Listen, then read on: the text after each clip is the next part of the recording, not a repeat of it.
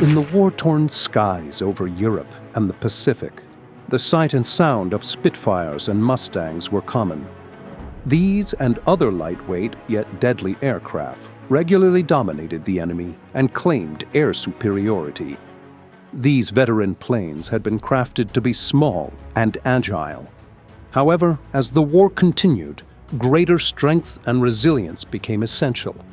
A new class of aircraft took to the skies. Larger, heavier, and more powerful.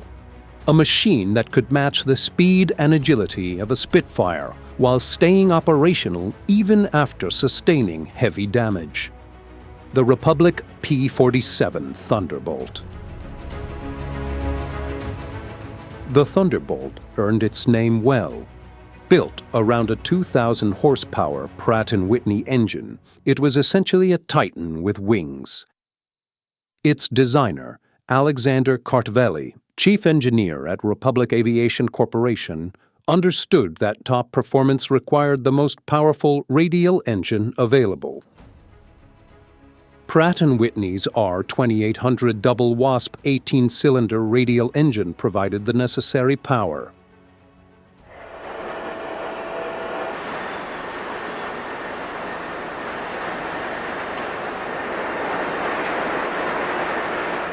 With power as a priority, Kartveli incorporated a turbo supercharger beneath the rear fuselage. The four-bladed propeller required a 12-foot, 2-inch diameter, which in turn demanded longer landing gear and guns mounted further outboard. The P-47 was the result of a lengthy evolution process that began with early Seversky designs in 1933. Seversky himself piloted a prototype in 1935, which eventually led to the P-45.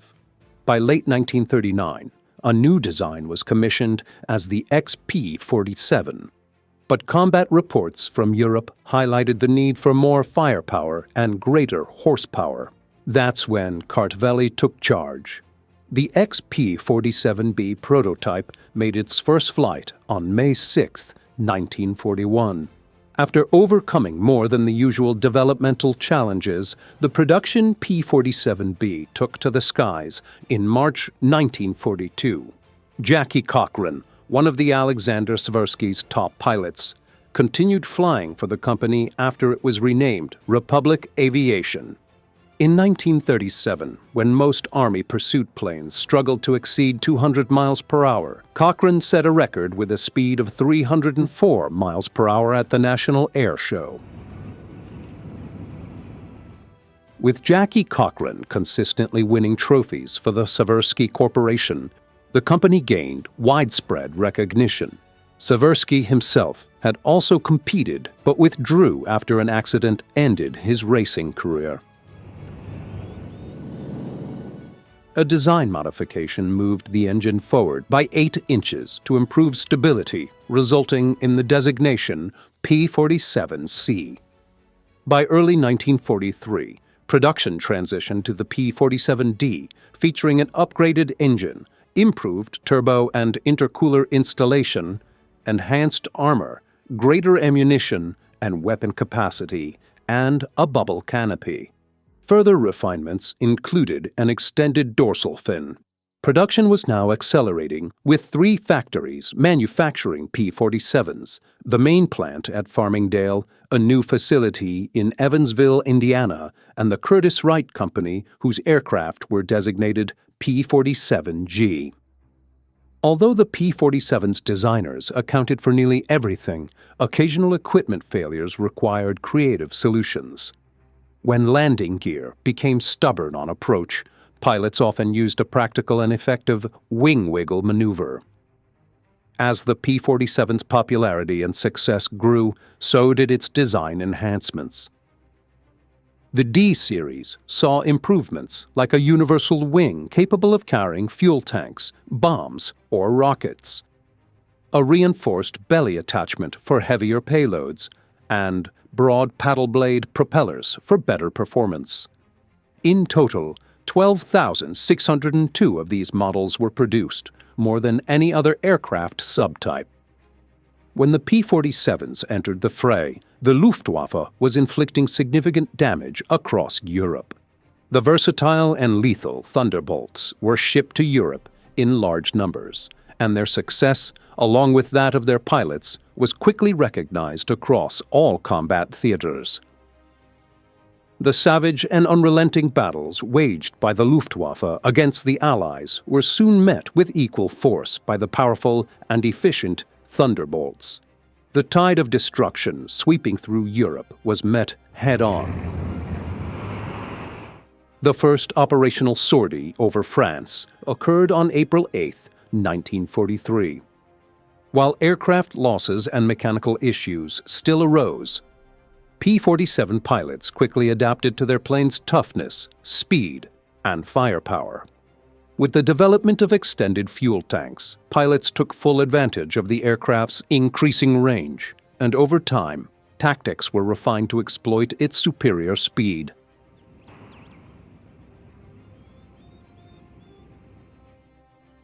The initial roles of the P-47 included high-altitude escort missions and fighter sweeps. Pilots soon discovered that they could outdive any Luftwaffe or Allied fighter, providing them with a critical escape strategy when necessary.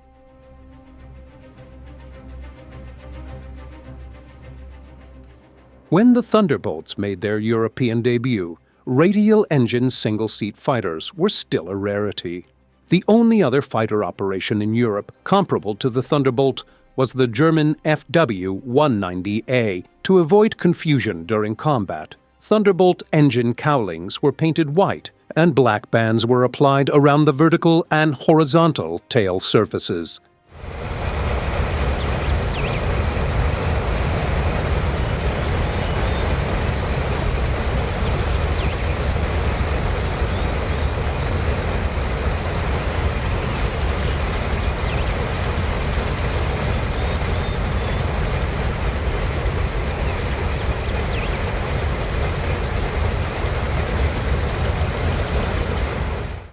The signal is given for a squadron of Thunderbolts to take to the skies.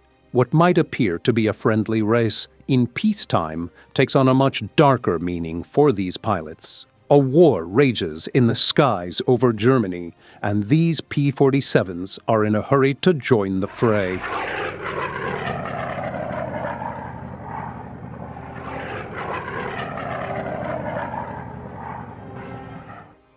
Flying in formation, they head toward a confrontation that could cost them their lives, an ever-present thought in their minds. But these men have a mission, and their comrades need their support.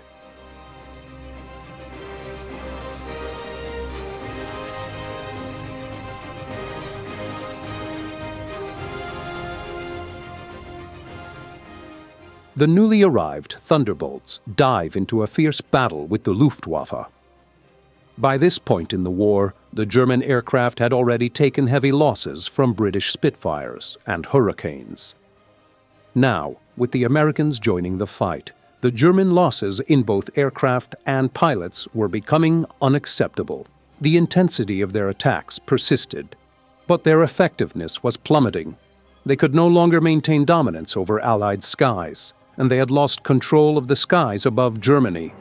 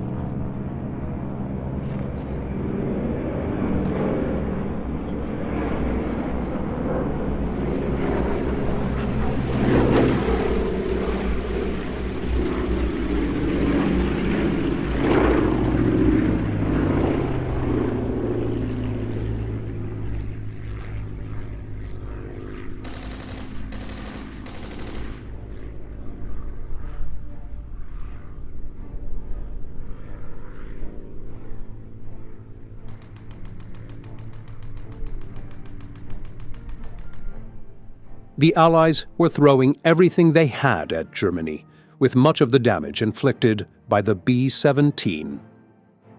Naturally, the Luftwaffe wasn't far from the B-17s as they dropped their deadly bomb payloads, and these bulky, slow-moving aircraft were easy targets.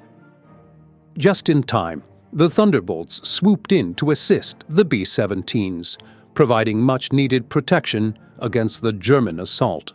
Though the flying fortresses were adequately armed, they couldn't outmaneuver the faster Luftwaffe Henkels, so their success relied heavily on the air support provided by the Thunderbolts.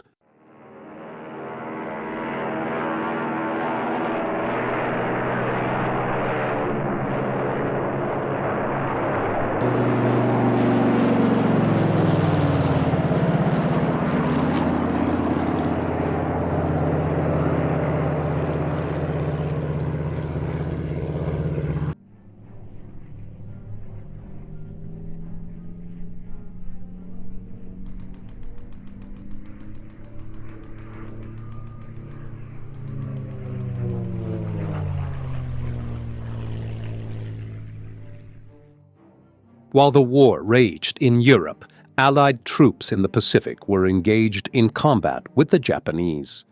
To conduct air raids against Japan, the Allies captured the islands of Saipan, Guam, and Tinian, whose proximity to Japan made them ideal locations for airfields. The heavy bombers needed runways, and after securing the islands, Allied engineers quickly set to work constructing makeshift airbases.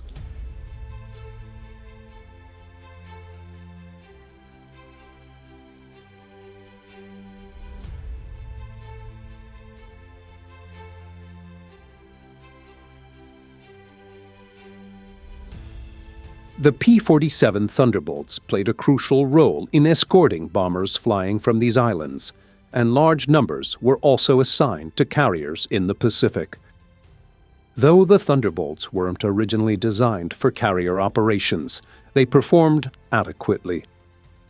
There was no intention of landing them back on board, so they were not equipped with landing hooks.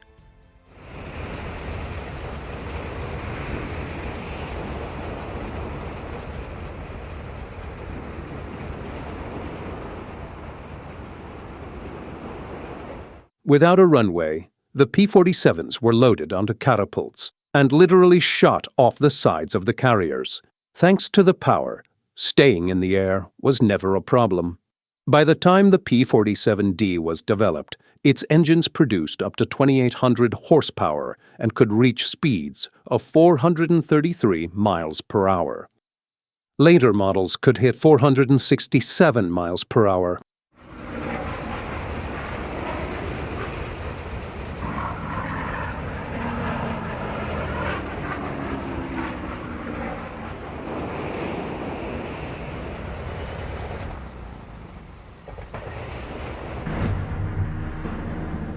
Once airborne, the P-47 had a range of between 1,250 miles and 2,350 miles, depending on the fuel tanks it carried.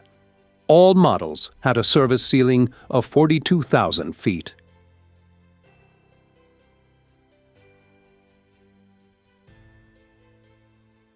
After landing, the Thunderbolts didn't stay idle for long.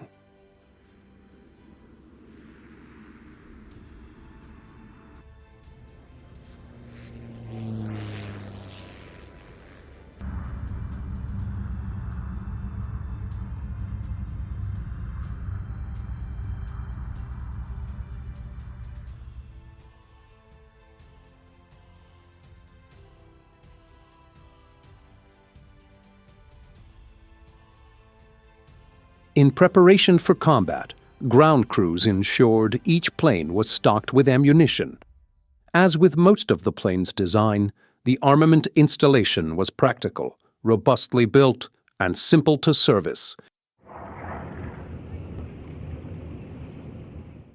The Thunderbolt's increasingly deadly external weapons were also easy to load. Initially, the rocket installations were poorly designed, with accuracy issues, but these flaws were quickly addressed. The P-47 was equipped with 8 0.5-inch Browning M53 machine guns, each with 267 rounds. Later models increased the load to 425 rounds per gun. The bomb load of the P-47 was initially 2,500 pounds, but later models could carry up to 3,000 pounds of bombs and 10 5-inch rockets. In footage captured by the Thunderbolt's test engineers, hundreds of spent shells can be seen pouring from beneath the wings. Needless to say, the Thunderbolt was a formidable machine, capable of spitting bullets at the enemy with relentless, deadly accuracy.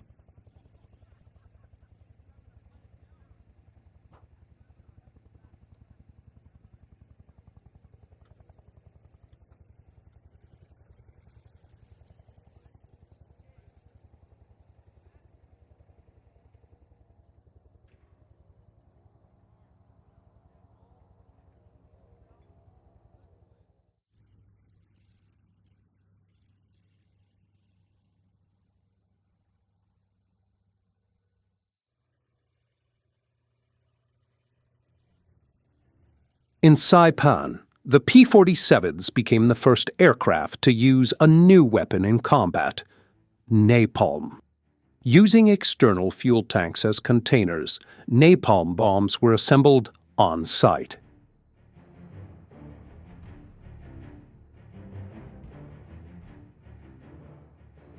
A mixture of napalm and gasoline was pumped into the tanks, and a detonator was fitted.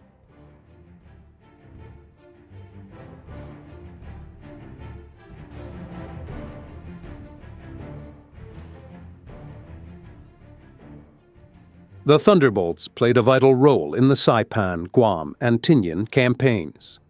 The fighting on Saipan extended into the first weeks of July 1944, with P-47s making frequent sorties from the airfield to the battlefield, providing close air support to ground troops.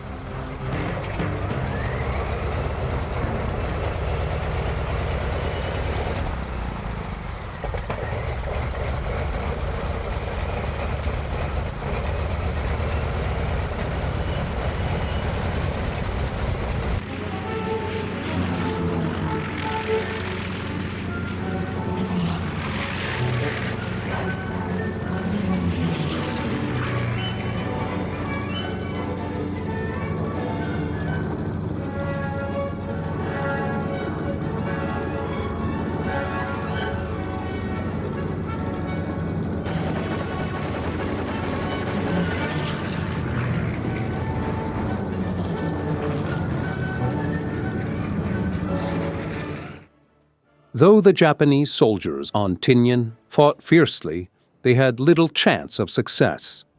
The Thunderbolts had complete air superiority, and with little resistance, they were free to attack the weary garrison at will.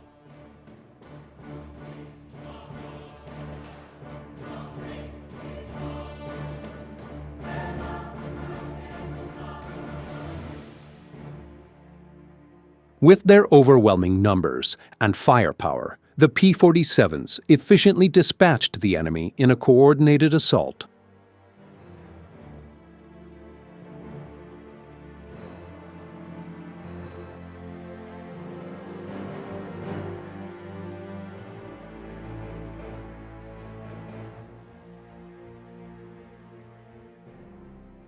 When the Thunderbolt pilots unleashed their napalm arsenal on the Japanese forces, victory was all but assured. The P-47's role in the Pacific theater proved devastating to the enemy. But elsewhere in the world, they were engaged in a critical and exclusive operation. In a seemingly inconsequential part of Italy, the P-47 Thunderbolt was about to secure its place in history. On the tranquil island of Corsica, the lives of the peaceful islanders had been upended by Italy's involvement in the war. Dawn. The men of the 57th Fighter Group rise with the sun. This island is now theirs. They prepare for the day with a routine they've grown accustomed to. For these men who have made Corsica their home,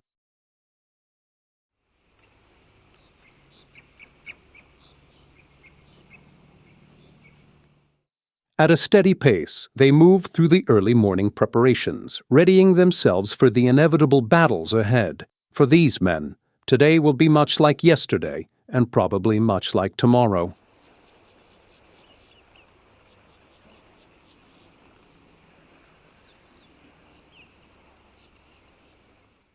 Lieutenant Colonel Gil Wyman has made his home in a deserted trailer once owned by an Italian general. At just 24 years old, he's in charge of his squadron. Originally from Louisville, Kentucky, his new home is comfortable, with all the modern conveniences.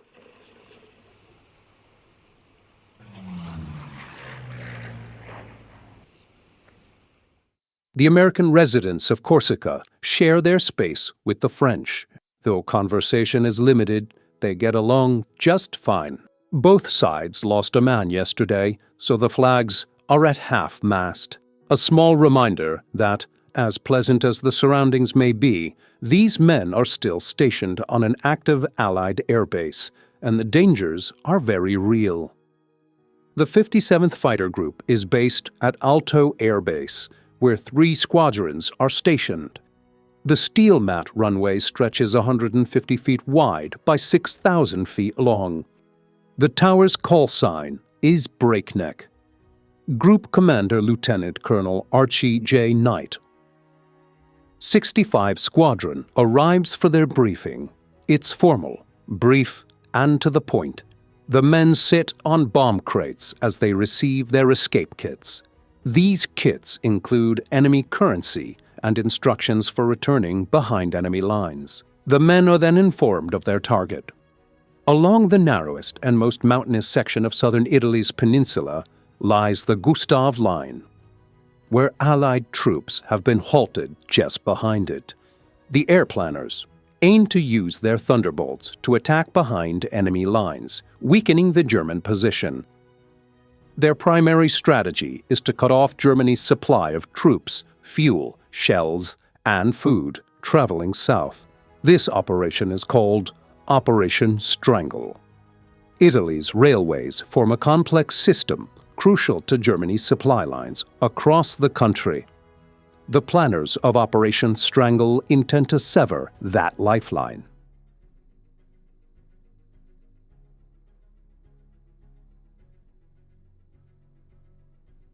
'65 Squadron taxis to their dispersal point at the end of the runway. Their mission is clear. Fully armed and fueled, the men are eager to begin. Though some may not return, each pilot is determined to inflict as much damage as possible on the enemy's supply chain.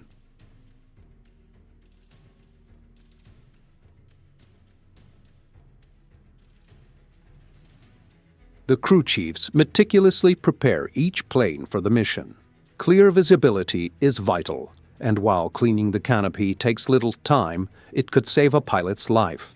A thorough inspection of every part of the aircraft reduces the risk of system failures during combat, and the crew chiefs leave nothing to chance.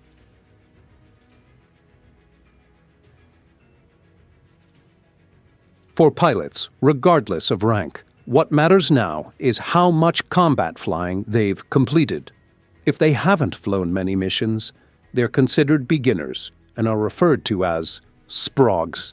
They stay sprogs until they've completed a few missions. Once they've picked up a few skills, they're called sports. After surviving 50 or 60 missions and gaining considerable experience, they are promoted to old sport. The top pilots, like Gil Wyman, are known as wheels. No one knows exactly why. The wheels are marked by distinctive tail design on their aircraft. Major Richard Hunziker from Tucson, Arizona, settles into his seat. Having flown 179 missions, he's seasoned. The crew chief won't be accompanying him, but the pilot briefs him on the mission anyway. Though Okuchi can't go along, the pilot fills him in, as this is routine by now. Over time, these men have become friends, and a bit of conversation before the mission helps calm the nerves. The pilots are ready to take off, but they remain grounded. They wait For 5 minutes, these men are given the chance to clear their minds. It's part of the plan. Any thoughts that need to be processed can be done now, while still on the ground. Once airborne, they'll rely solely on instincts and reflexes, and any lingering thoughts could slow their response times. Any concerns about home or loved ones will have been addressed by the time they take to the skies, leaving them focused and prepared to fly.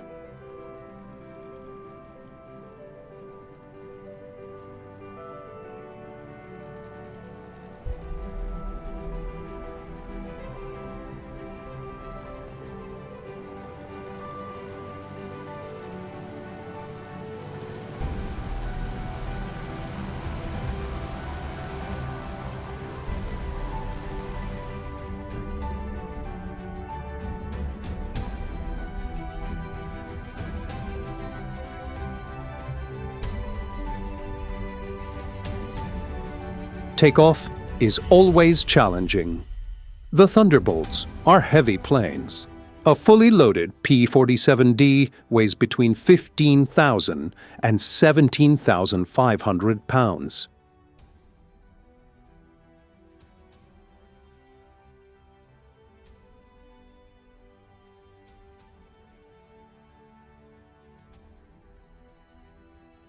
A mile of steel runway stretches ahead. As the squadron reaches the tower, about halfway down, they are committed. There's no turning back now.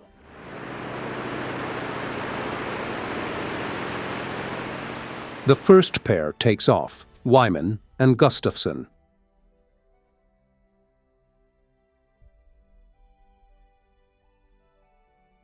The second pair taxis out, Goss and Burgess. Next are Vandor and Richardson.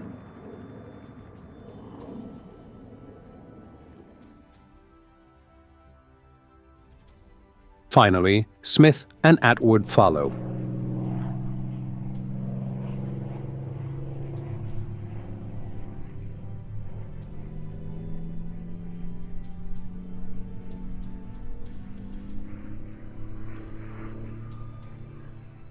Hickok and Murrow.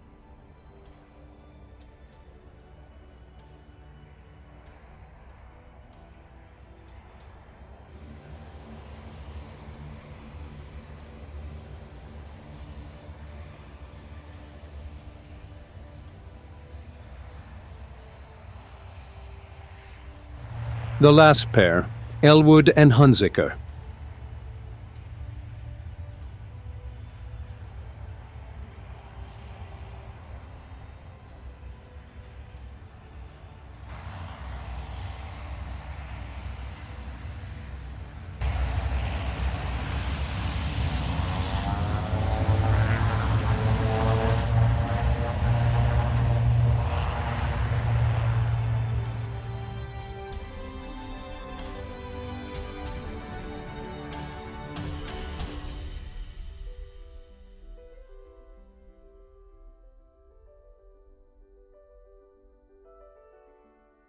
They fly over Corsica, then head out over the sea.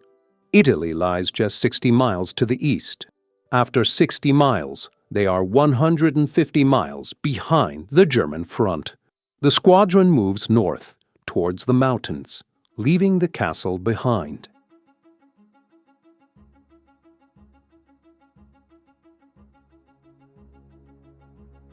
Leader section. Red section. Black section. The pilots fall into formation, mirroring their squadron leader. He leads the way.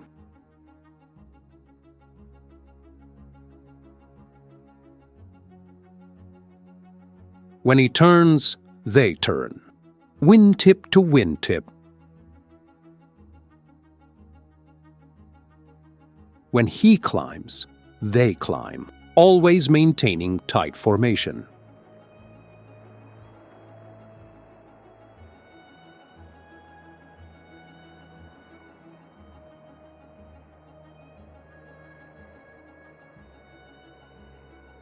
The Thunderbolts carry on-board cameras to capture the action on film. One camera is positioned behind the pilot, capturing both the view ahead and behind. Another is mounted under the wing. Yet another is placed inside the wing, documenting the flight from different angles, timed with the guns in the wheel well. In the instrument panel, capturing the pilot himself. The squadron shifts into a loose string formation, each plane following one another. The leader pulls off first. The rest of the section follows at 2-second intervals.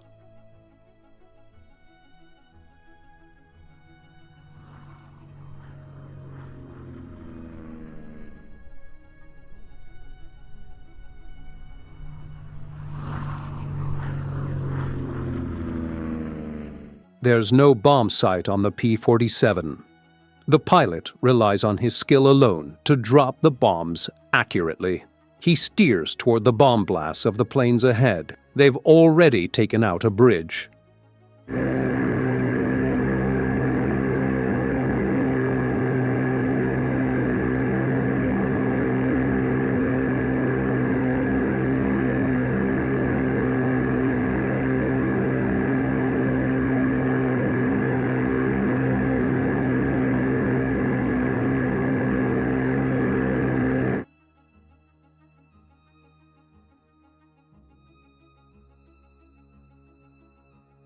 Leader section reforms overhead. Red section moves in. A miss.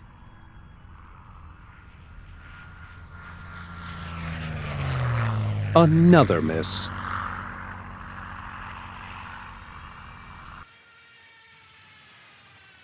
A hit. Black section swoops in.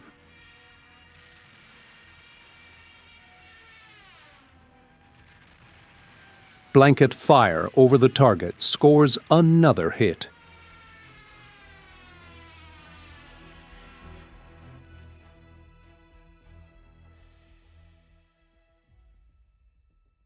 The squadron runs out of bombs, but they still have plenty of fuel and ammunition.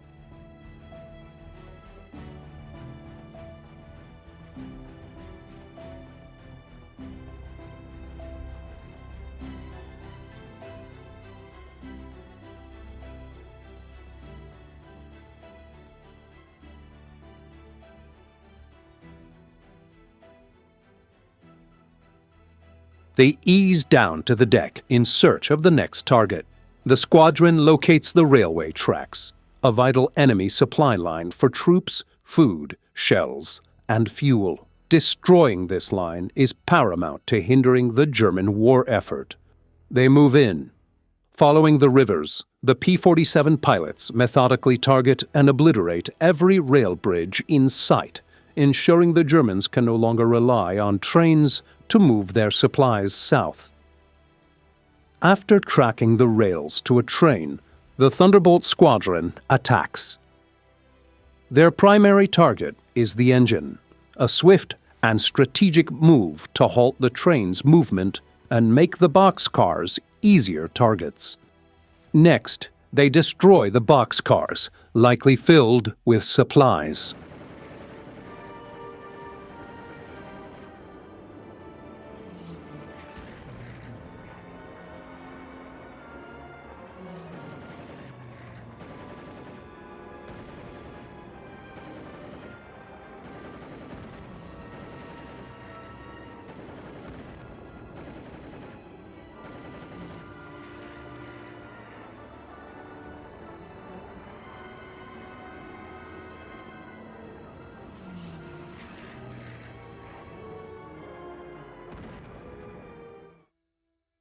The explosions confirm their suspicion. The boxes contained ammunition. With the southbound rail lines destroyed, the Germans must resort to roads for transport, making them vulnerable to further attack.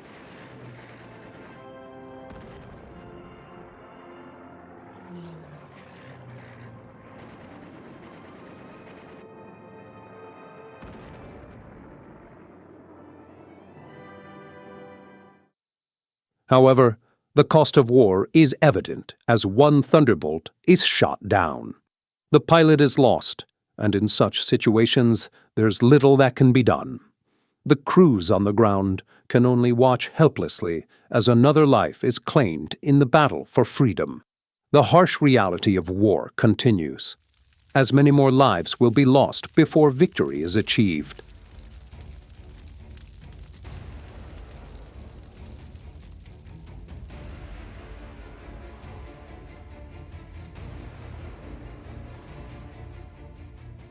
Despite the damage, Lieutenant Cheswood managed to fly the P-47 back to base. His plane was a testament to the ruggedness and resilience of the Thunderbolt, a plane that could endure severe punishment and keep flying. The P-47, with its sturdy frame and powerful engine, earned its reputation as one of the most dependable fighters in World War II. Pilots affectionately called it the Unbreakable for its ability to keep flying after sustaining considerable damage. While its shape led to it being called the Jug, some incorrectly assumed it was short for Juggernaut, due to the plane's sheer power and endurance.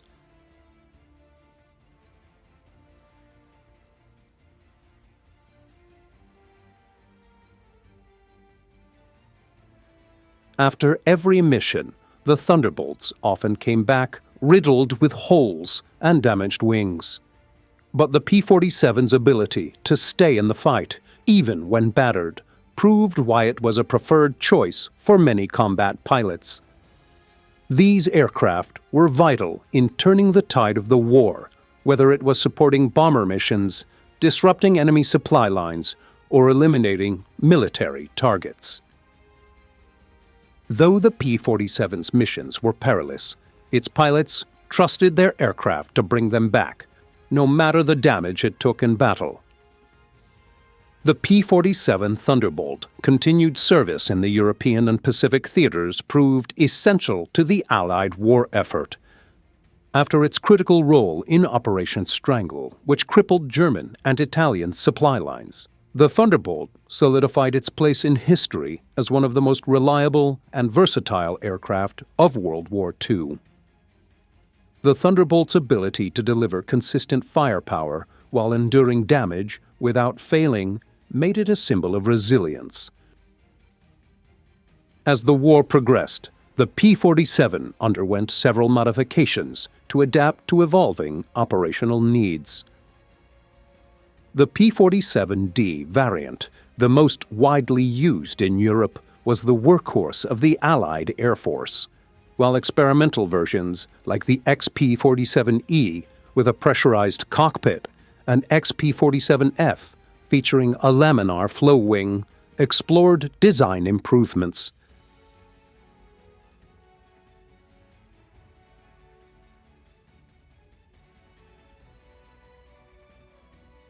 However, the ultimate evolution of the Thunderbolt came in the form of the P-47N, a larger, heavier model designed for long-range operations in the Pacific theater.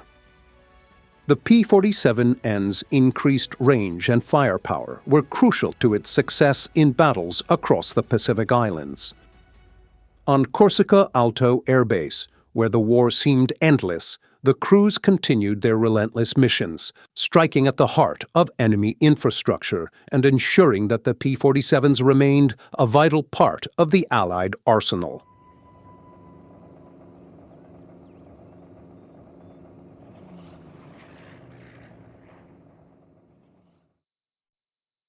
The pilots and ground crews showed extraordinary dedication, knowing that the Thunderbolt was often the last line of defense for their fellow troops and bombers.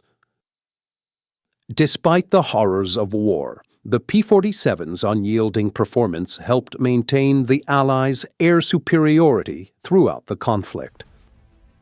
The pilot's time in combat was intense and filled with the harsh reality of war, but the very act of flying and engaging in battle often served as the only true distraction from the horrors they faced.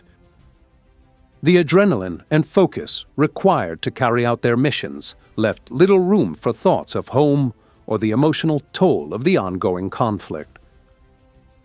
Whether attacking Luftwaffe airfields or performing dangerous strafing runs, the pilots knew their lives depended on their skill, precision, and the support of their fellow crew members.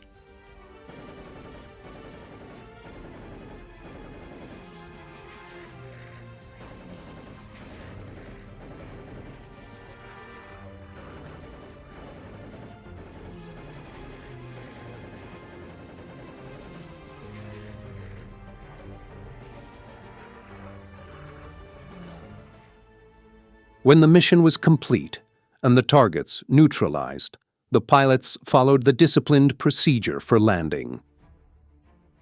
They would carefully peel off to reduce speed, spacing their planes out to avoid collisions, and making the approach for landing.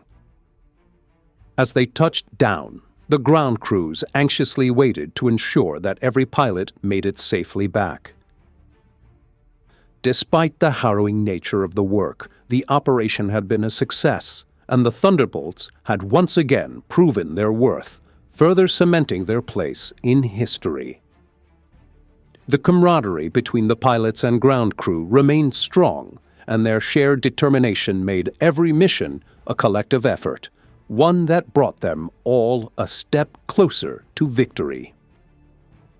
The relentless effort of the P-47 Thunderbolts had played a crucial role in weakening the German supply lines and crippling their ability to sustain their forces in Italy. As the Allies' ground forces moved northward, the airstrikes coordinated by the Thunderbolts had been instrumental in pushing the Germans into retreat, helping the ground troops advance towards Rome. On June 4th, 1944, when the Allies liberated Rome, the pilots and crews at Alto Air Base could feel the satisfaction of knowing that their efforts had been a significant part of that victory.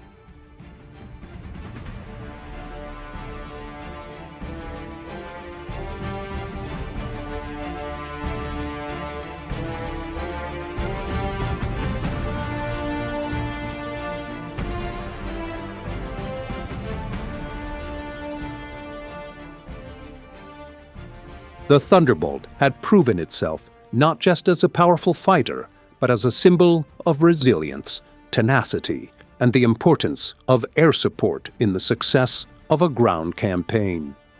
As they celebrated their hard-earned victory, the pilots of the 57th Fighter Group and their fellow airmen knew that the P-47 had served them well in more ways than one, both as a capable and dependable aircraft and as a vital contributor to the Allied success.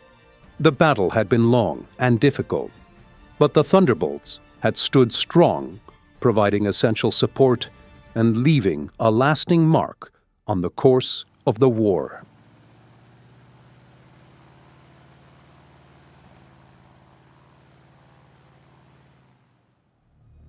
In 1990, this quiet beach was transformed into a war zone. Saddam Hussein had invaded Kuwait, prompting a coalition of countries to combine forces to expel his army. Iraq had over 500,000 frontline troops with another million in reserve, armed with a formidable array of Soviet weapons, including 5,000 tanks. The USAF had an aircraft in their inventory designed specifically to obliterate Soviet armor and provide the much-needed support for the coalition ground forces, the A-10. Curiously, General Horner, commander of air operations, almost left it behind. General Horner was called in by General Schwarzkopf before the actual assault launched to review what airplanes were going to be there.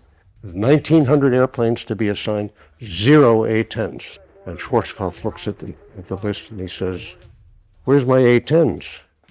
And General Horner says, we have We have F-16 specially armed, they'll do the job. Schwarzkopf looks at it, says, I don't want to hear any of your Air Force political bullshit. Give me my A-10s. The A-10s, aircraft that were at the time 20 years old, managed to outshine the 1,900 aircraft that had been chosen ahead of them, destroying 4,000 tactical targets, a tally higher than all the others combined.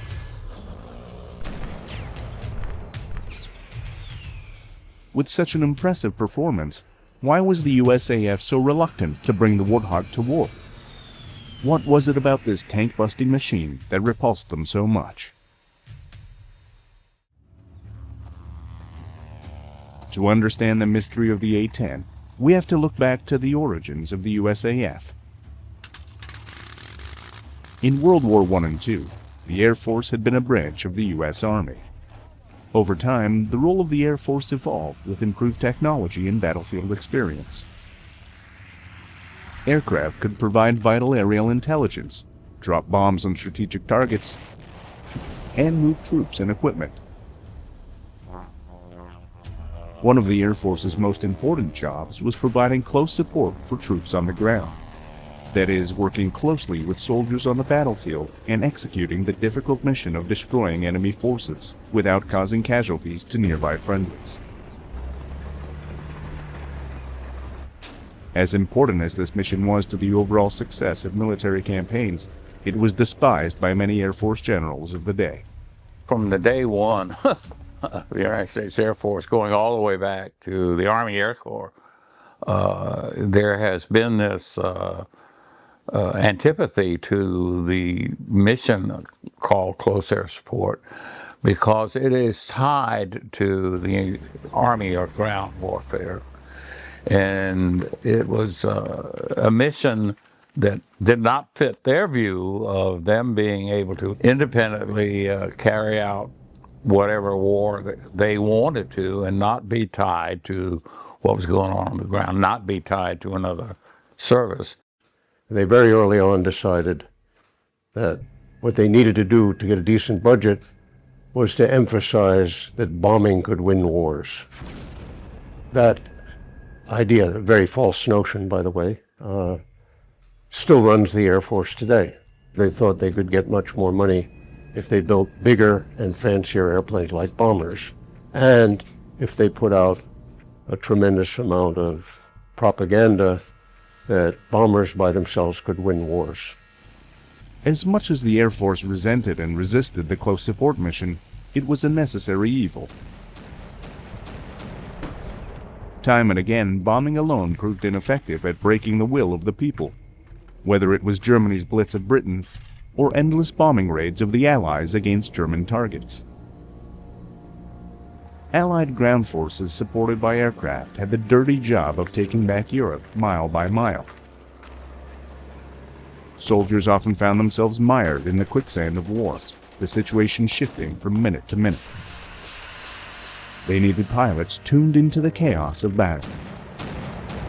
Infantry working outside the wire on a patrol, they want something above them that can see all, communicate with them, help them with their navigation problems, help them see ahead, and so they won't be surprised. And if they do get surprised and they come in contact, they can get almost immediate fire on the target. By immediate, I mean within a minute. As much as the Air Force wanted to focus on bombing missions, they still managed to produce some legendary close support aircraft, albeit by blind luck. The P-47, which was the original Thunderbolt, that airplane turned out to be a close support airplane totally by accident, which is typical of the Air Force. Since the Air Force didn't care to do close support, obviously they weren't going to design airplanes for it.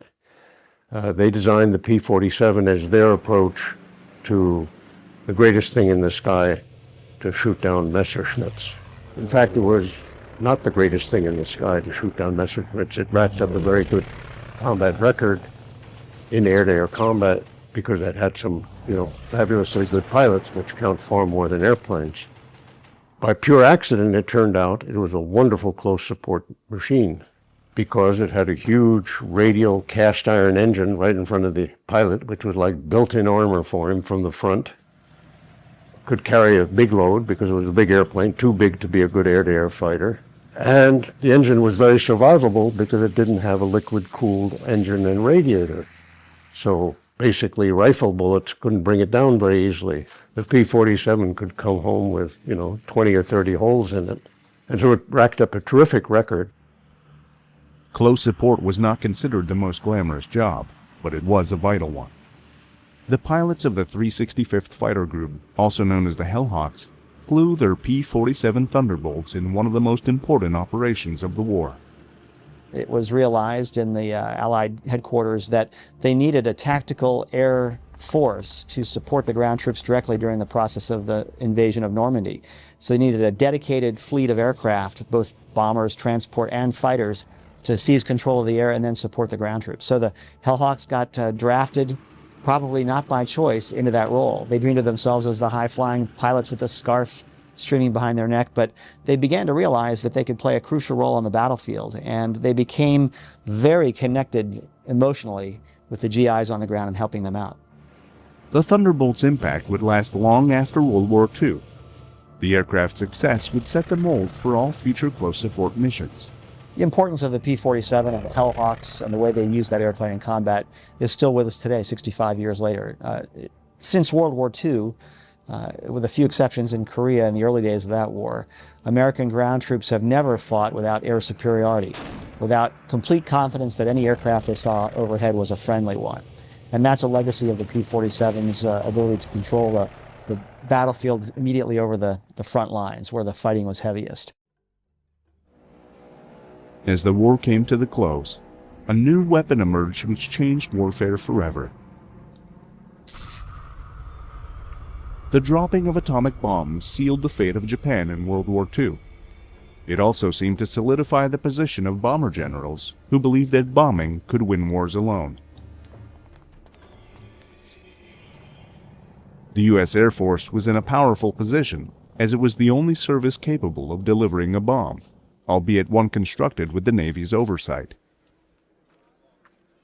Though the Army and Navy were not enthused about sharing their budgets with a young competitor, and slowed and sabotaged the process wherever they could not stop the inevitable, and on September 18, 1947, an independent United States Air Force was born. Though the Army and Air Force were separate entities, the Army relied on aircraft to operate, to transport troops and equipment, and for the vital mission of close support.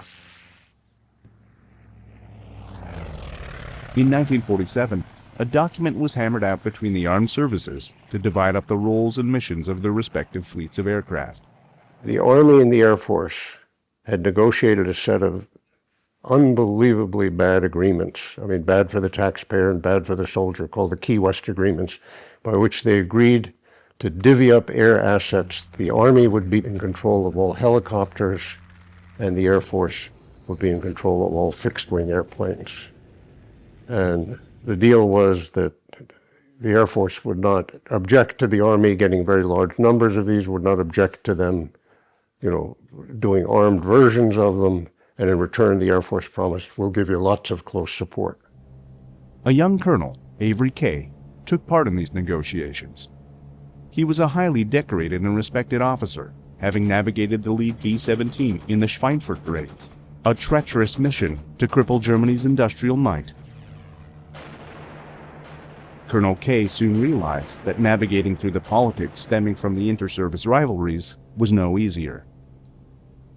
He was probably one of the most ethical officers I've ever known, a guy of enormous character and courage, almost to the extent of naivete, of being just naive about what bureaucratic chicanery is all about. He came to realize within a year or two after having served in these negotiations and written some of this language where the Air Force promised to deliver close support, he realized the Air Force had no intention of ever delivering that support. And out of conscience, he felt personally responsible and guilty that the Air Force had not delivered and that he had personally participated in the lie. And he dedicated the rest of his career to creating a close support airplane that would deliver on the promises that he had been part of. In just a few years, The USAF's short-sightedness when it came to close support became blatantly obvious. The Korean War was not decided with an atomic bomb blast. It was a grueling conventional war. Here, the USAF pinned their hopes on their speedy new jet fighters. They may have been state-of-the-art, but they were too fast and without the range to be effective close-support aircraft. P-51 Mustangs left over from World War II were taken out of storage and shipped over as a makeshift solution. But these aging aircraft suffered heavy losses as their engines were vulnerable to ground fire.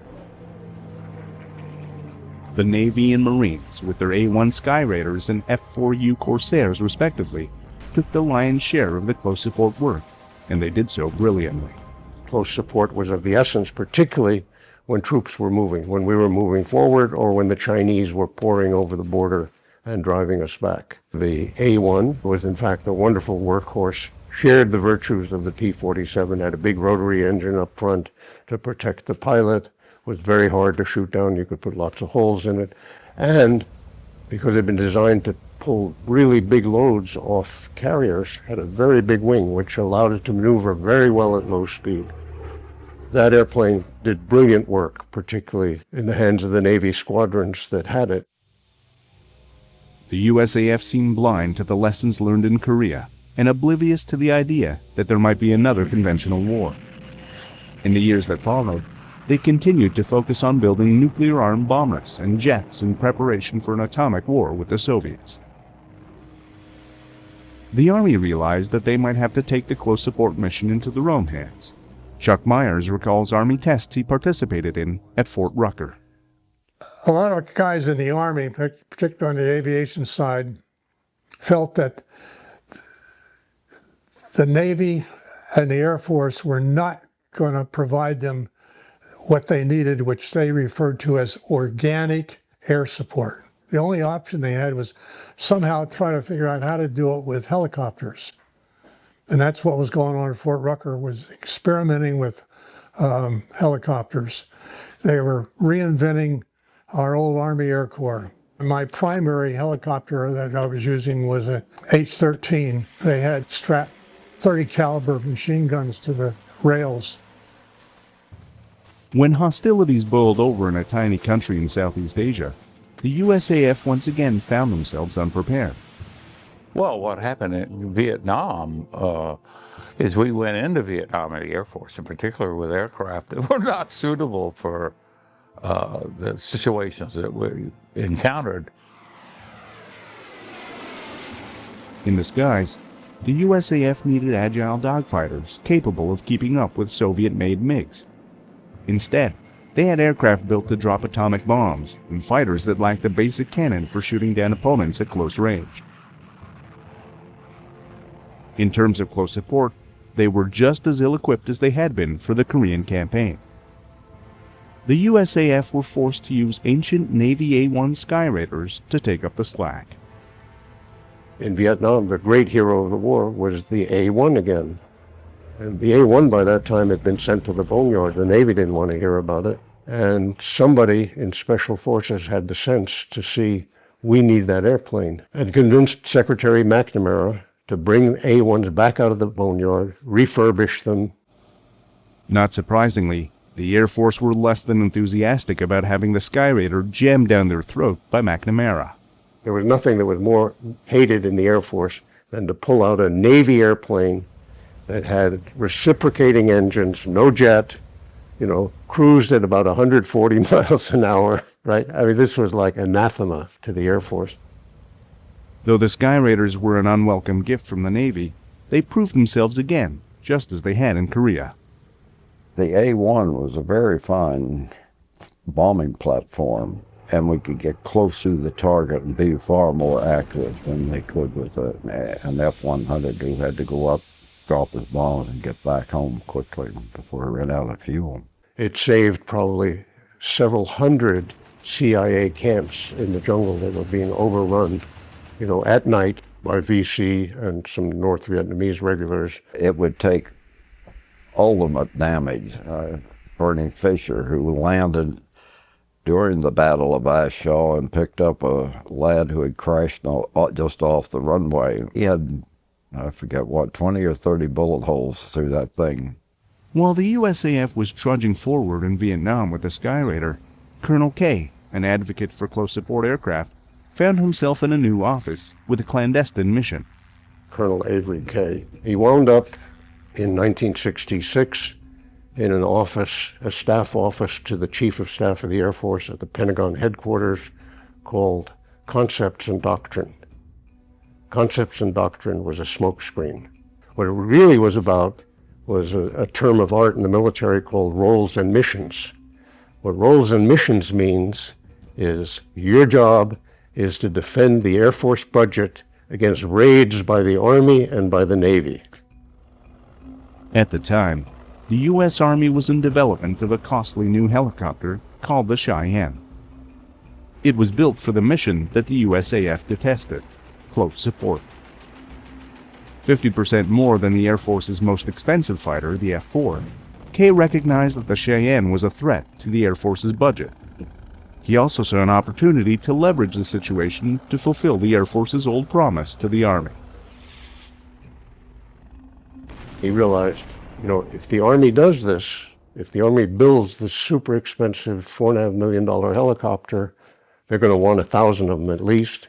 Where's the money going to come from? It's going to come out of the Air Force budget. Perfectly correct perception. He also perceived that this would be a powerful incentive for the Chief of Staff to develop a close support airplane to make sure that the Army didn't get all that money. K's plan of creating a close support aircraft to thwart the Cheyenne filtered its way up to the Chief of Staff of the time, John P. McConnell. Though McConnell was a bomber general and loathed the close support mission, he had fears about relinquishing it to the Army. If you let the Army get away with that Cheyenne helicopter, that costs 50% more than our most expensive fighter, that money's going to come out of your hide, and you're going to go down in history as the Chief of Staff who gave up the close support mission. Of course, no Chief of Staff wants to do that. They're all very worried about their legacy. March on, start developing a close support airplane, make sure it's cheaper than the Cheyenne, and make sure it's much more lethal and much more survivable so that we have a real case that the money should go to our airplane. Given the green light to create the USAF's first purpose-built close support plane, Colonel K had to build the brain trust that would help shape the aircraft's specifications. At the time, Pierre Sprey was working for Secretary of Defense McNamara, analyzing the USAF's aircraft inventory in Europe. I've been assigned to do, are we wasting our money on airplanes in Europe? Are we doing the right thing? Are we buying the right fighters to stop 90 or 100 divisions of Soviets from sweeping over Europe? That was the number one threat in the U.S. military strategy at that point. My conclusion was, we are wasting our money. We need to stop buying so many bombing airplanes. At that time it was called interdiction.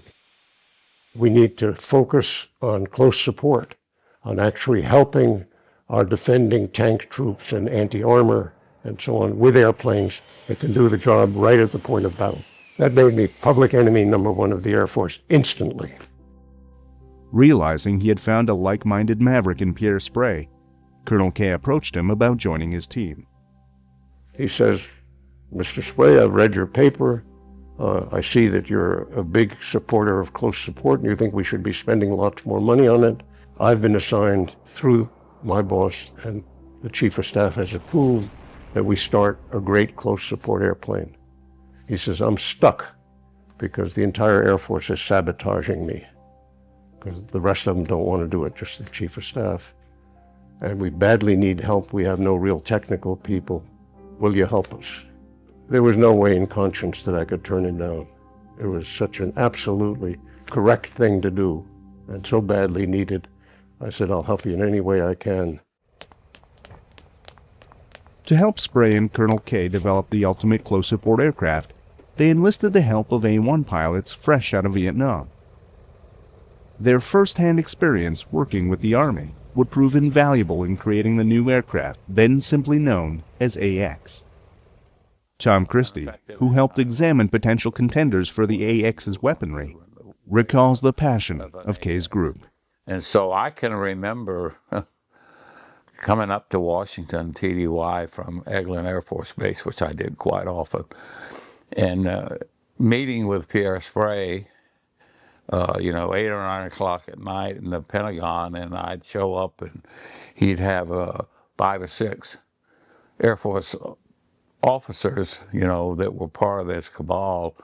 And the one in particular that I remember was a guy by the name of AVK, and they wanted to make sure that the Air Force did not go wandering off and make the same mistakes they'd made in previous years. They wanted an aircraft that was dedicated to and designed for close air support. The interesting thing is, you would have imagined that an airplane born in this kind of sin, designed to simply kill an Army helicopter, couldn't possibly become a good airplane.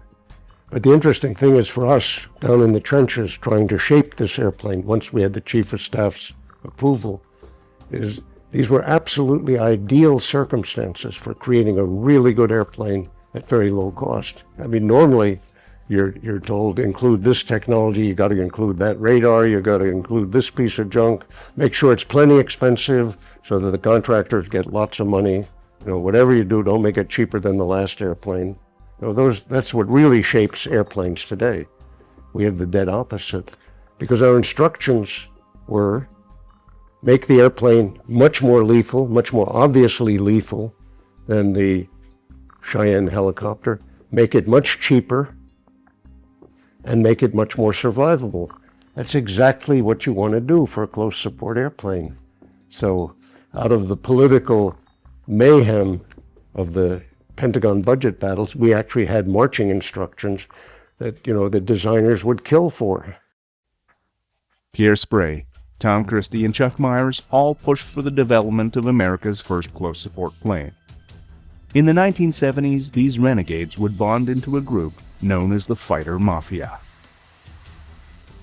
Together with other like-minded officers and defense analysts, they battled against the establishment to help create the best aircraft to meet the demands of war within the restraints of the government's purse. Though they had their critics, more often than not, the Fighter Mafia were proven to be right. Sprey worked closely with contractors, including Northrop and Fairchild, and reviewed hundreds of designs in the quest to make the ultimate close support plane. But what exactly are the ingredients of such an aircraft? The primary things you have to be able to maneuver very well at low speed, and that's both to get close to the target so you can distinguish friends from enemies, you can pick up things that the ground guys can't see, and very important, particularly since some of this focus was on Europe, you have to be able to fly under weather. When you've got clouds at 1,000 feet, 500-knot jets become hopeless. You have clouds at 1,000 feet and you have hills that are 500 feet high, and you try to come booming down through those clouds at 500 knots. That's simply not feasible. The aircraft also needed to be capable of loitering over targets for extended periods, at least 2 and hopefully 4 hours with a full bomb load, 250 miles from base. If a plane had to leave the battle to refuel after just a few short minutes, it wouldn't be around long enough to provide any real support. The A-1 pilots were adamant about this, and about the need for an excellent radio communication system. You had to have great communications. This was in a day, and by the way, that day extends to today, when essentially no Air Force airplane could talk to the ground. They had radios that deliberately could only talk to other Air Force airplanes or to headquarters or to Air Force radar airplanes, and no direct way to talk to a guy, holding a small tactical radio sitting in a foxhole. My A-1 guys were so insistent on that, they just pounded it into me every day. You can give up anything else, don't give up those radios. That's how important they were. Another key element of close support aircraft is survivability. Pilots going on such a treacherous mission, close to enemy fire, need to have a reasonable chance of coming back in one piece. You can't ask pilots to go into an environment this dangerous to airplanes if you can't guarantee them that they're going to, for the most part, get home. And so we put a huge amount of work into survivability. There was so much attention paid to the aircraft being able to survive in what was forecast to be a very critical environment that we were going to be flying in with a lot of air defenses. In particular, the 23 millimeter gun system that the Soviets allegedly were fielding in great numbers. You know, you put a 22 rifle into any modern jet, a 22 rifle bullet into any modern jet, and it will penetrate the tank, will very likely create a leak or light a fire, and the leak itself will catch on fire if it's right next to the engine. Well, a lot of attention, unprecedented attention, was paid to that whole concept of reducing the vulnerable areas. Being given a hit, will you go down or not? A plethora of survivability specifications were laid out for the AX. Using cables rather than flammable hydraulics to control the flaps and other control surfaces, and building the structure of the aircraft the old-fashioned way, with spars covered by skin, a feature that allowed the old A1s to return home with gaping holes in their wings. But perhaps the greatest feature of the AX was, of all things, a titanium bathtub. We demanded armor, essentially completely around the pilot, certainly up to this level, from the front, the back, and everywhere, that would stop an American .50 caliber bullet or the Russian equivalent. And that led to a 2,000-pound titanium bathtub. They still call it the bathtub to this day, and the pilots love it, because it gives them all kinds of confidence when they're pressing an attack and they're hearing impacts of bullets on the airplane and so on. As important as survivability was, the AX was an offensive weapon, built to destroy tanks. The whole of the aircraft was designed around a massive gun capable of blowing away the competition. While designing the gun specs, Spray looked for inspiration from a most unusual source, a hero of Nazi Germany.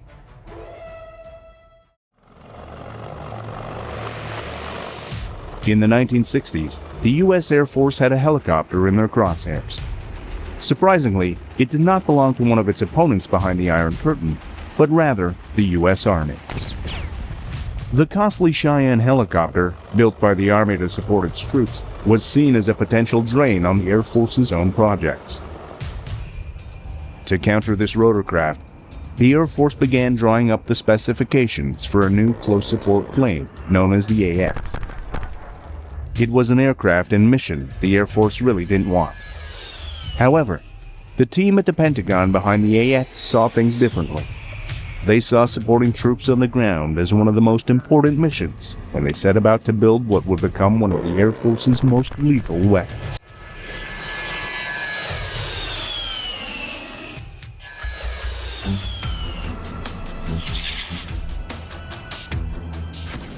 The AX was an offensive weapon, built to destroy tanks, armored personnel carriers, and soldiers entrenched in foxholes or behind sandbags.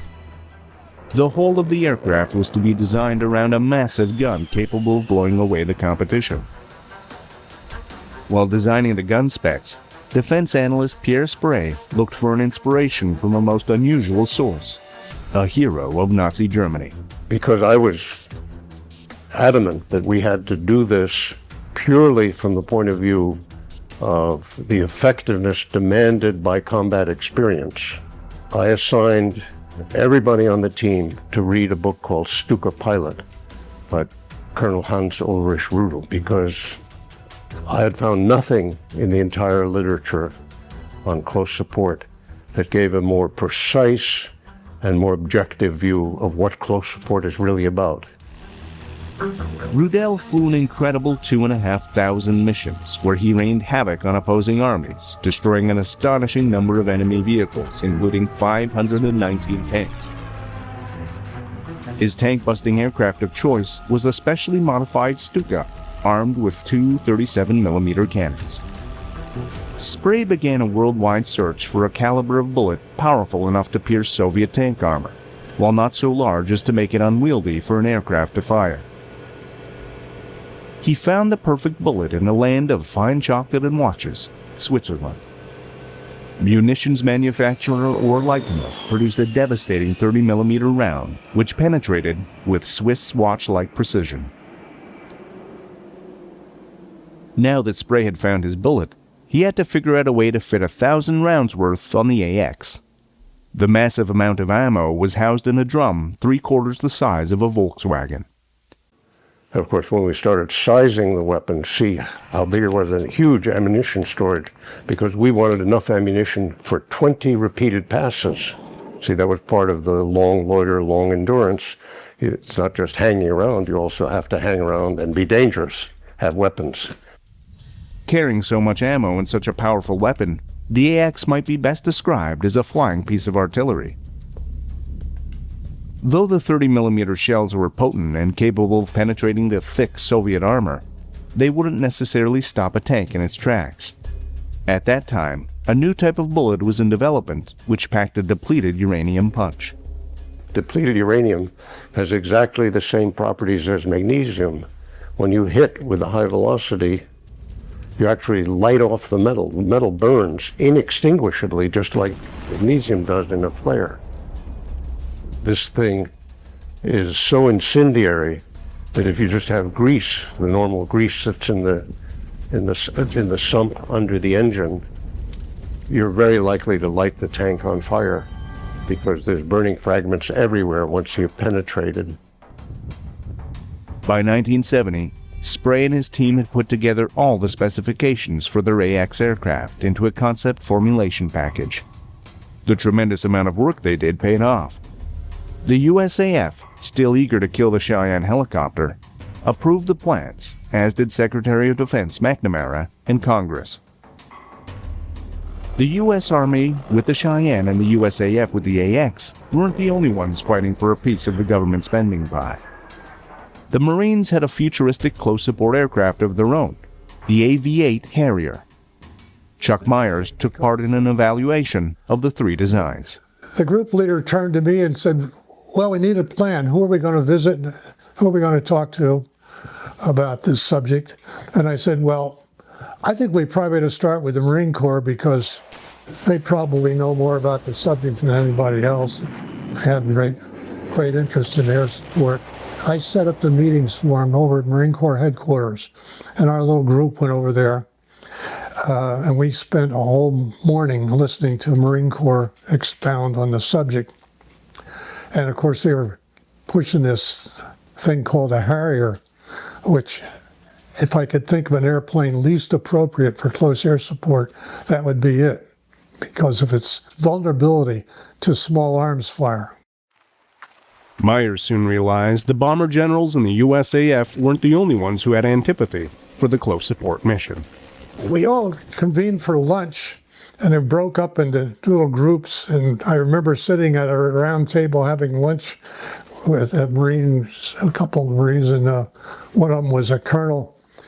And I never forget the colonel saying, he thumped the table and said, boy, we can hardly wait to get our F-14s. And the other guys in my group looked at me like, they're F-14s. They were no more interested in close air support. All they could think of was they were going to get the F-14 along with the Navy. Everybody wants to fly fighters. Nobody really wants to do this horseshit mission down there in the dirt. While Congress evaluated the aircraft available for the close support mission, Spray's paper airplanes were turned into prototypes. When it came to testing, Spray once again carved his own path. I had felt very strongly all along that the right way to do this was to get prototypes built, 2 or 3 prototypes by each company, and have a real firing shoot-off, a competition, a fly-off. The 8-9, A-10 were the 2 entries into the AX program, which was our first foray into a fly-off. That was a different approach. The 4 aircraft, 2 from each company, were flown over a period of many months at Edwards Air Force Base. That had never been done in the Air Force before. They built lots of prototypes, and people were very reminiscent and very nostalgic about how great it was when we built them, but they never flew against each other. They were kind of engineering models. They went to Edwards Air Force Base. The test pilots flew them, clocked how fast they flew, how long, how high, how fast, and then kind of on paper compared them to other airplanes. We didn't want that. We wanted a real competition where you went and did the mission as realistically as you could with 2 manufacturers fighting it out, and the guy who did the mission best would win. Northrop and Fairchild Republic were given a little over a year to construct 3 prototypes each, 2 flying and 1 in pieces just for test fire experiments. The possibility of being struck by ground fire was a reality of the close support mission, something not factored into the designs of most jets of the era, which made them vulnerable to attack. Spray challenged aircraft manufacturers Northrop and Fairchild to design planes which kept the volatile fuel supply and the hot-burning engines as far away from each other as possible. While Northrop buried the engines next to the fuselage, Fairchild came up with their own innovative solution. Fairchild came up with a superb solution. They have the engines out on pylons away from the fuselage. There's no fuel between the engines. All the fuel is way forward in the wings, and it's brought a lot of pilots home. There would have been in airplanes that were burning and crashing. Spray once again rattled the establishment, this time with his choice of test pilots. We had the shoot-off at Edwards Air Force Base. Half the pilots were test pilots. This was another huge battle. Half of them were fighter pilots, real pilots, which was crucial because we were going to do so much bombing and strafing. That's not something that test pilots, are particularly adept at. That was another revolution, another bureaucratic mess, because, of course, the test pilot community has their own little sacred cows. So these 2 airplanes were flown first by company pilots and then turned over to a team from the Air Force to go through a whole procedure in flight and in other logistics analyses, the whole roll of wax. It was an extremely close competition between Northrop's A-9 and Fairchild's A-10. It was hard to choose a winner before counting up all the bullet holes and tallying up the scores on each test. I had thought that Northrop was going to win because they had a somewhat slicker design, a little better aerodynamics. And lo and behold, after all the shooting was done and all the testing, Fairchild had taken the survivability a little more seriously, had an edge there, had a slight edge on some of the accuracy, dive bombing accuracy stuff, and they were awarded the contract. It's exactly what's supposed to happen. The guy you didn't think was going to win won because he did a little better. It was pretty close, though. It was a really tight race. We wouldn't have been badly served by either airplane. The A-10 Thunderbolt II was named after another legendary close support aircraft, the P-47 Thunderbolt. The A-10 was an excellent design, but Fairchild still had to work out some serious technical issues. We were doing all the follow-on tests on the A-10, primarily gunfire, because when you were firing guns, the engines would quit. And when the engine would quit, it would be very quiet. I mean, you didn't hear, it wasn't like a compressor stall where it makes a lot of noise. It would just, the temperatures would go up on the engines and ruin them, and the RPM would come down. So I flew thousands and thousands of rounds at the ground to try to solve this engine problem. The problem with the A-10 with the engines were twofold. One, with the gun gas going in the engines and causing the engine to quit. The other one was pulling high angle of attack or high turn rates, because the airplane had good handling quality, so nothing bad happened aerodynamically.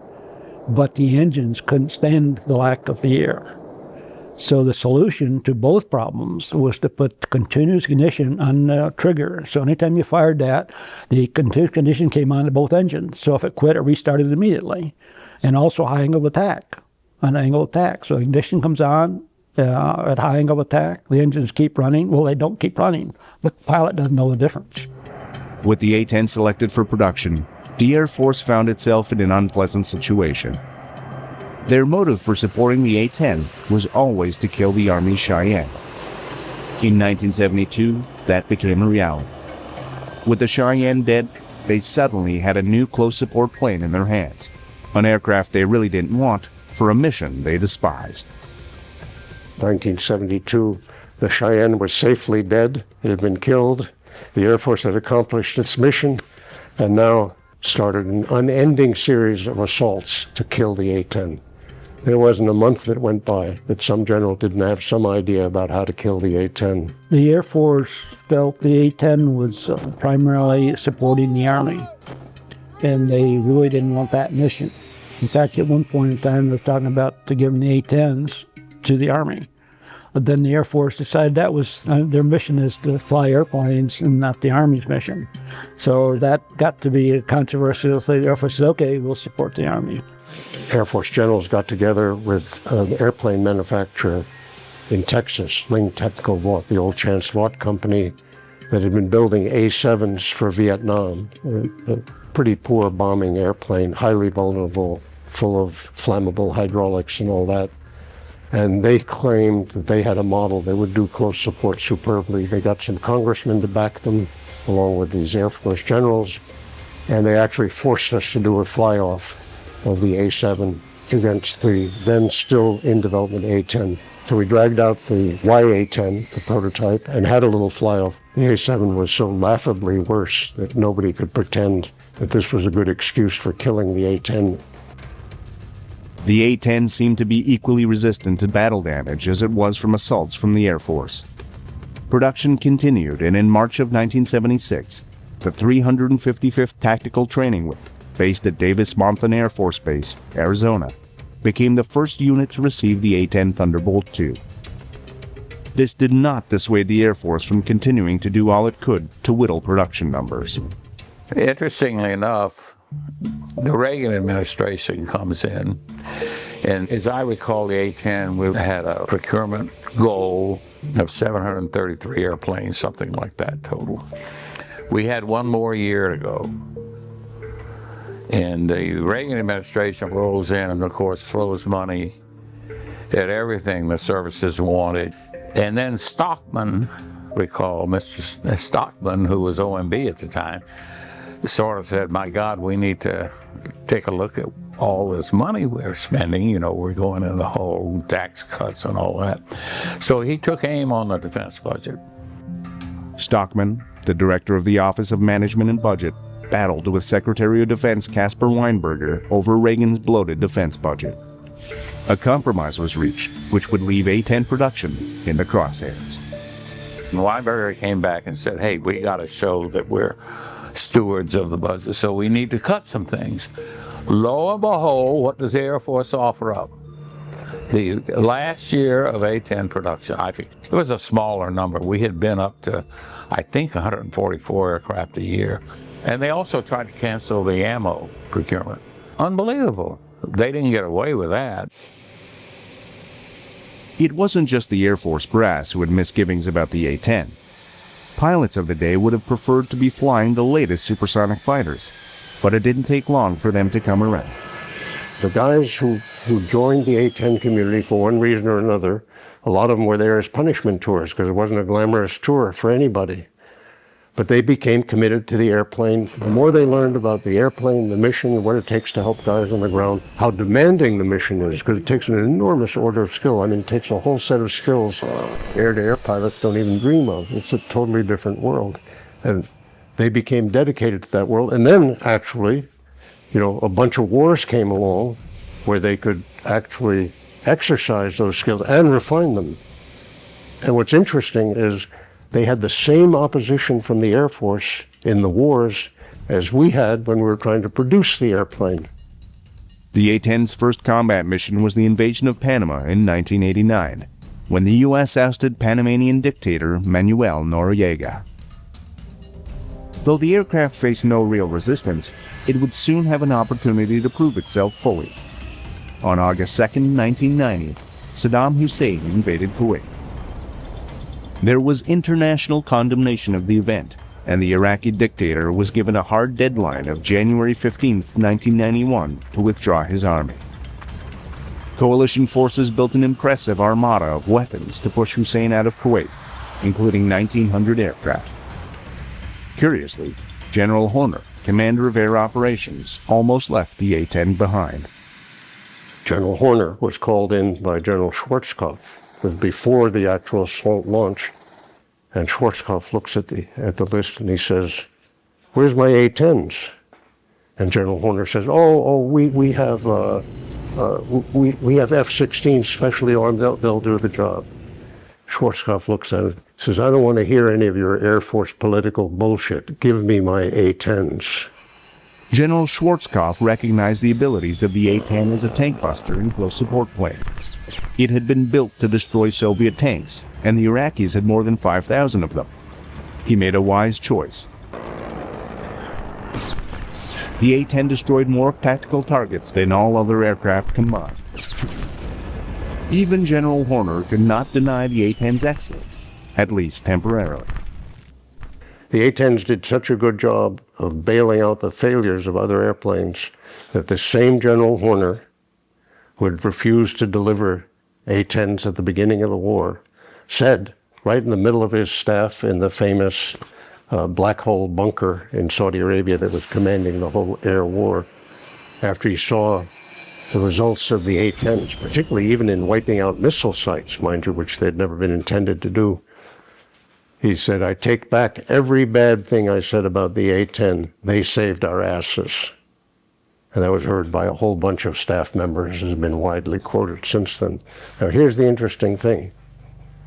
After the war, when everything had died down, people had done the battle damage assessment, and by the way, the Air Force had totally suppressed the successes of the A-10 that I just quoted, and had put out a whole bunch of junk about how brilliantly the F-117 did and all this. This is all hogwash.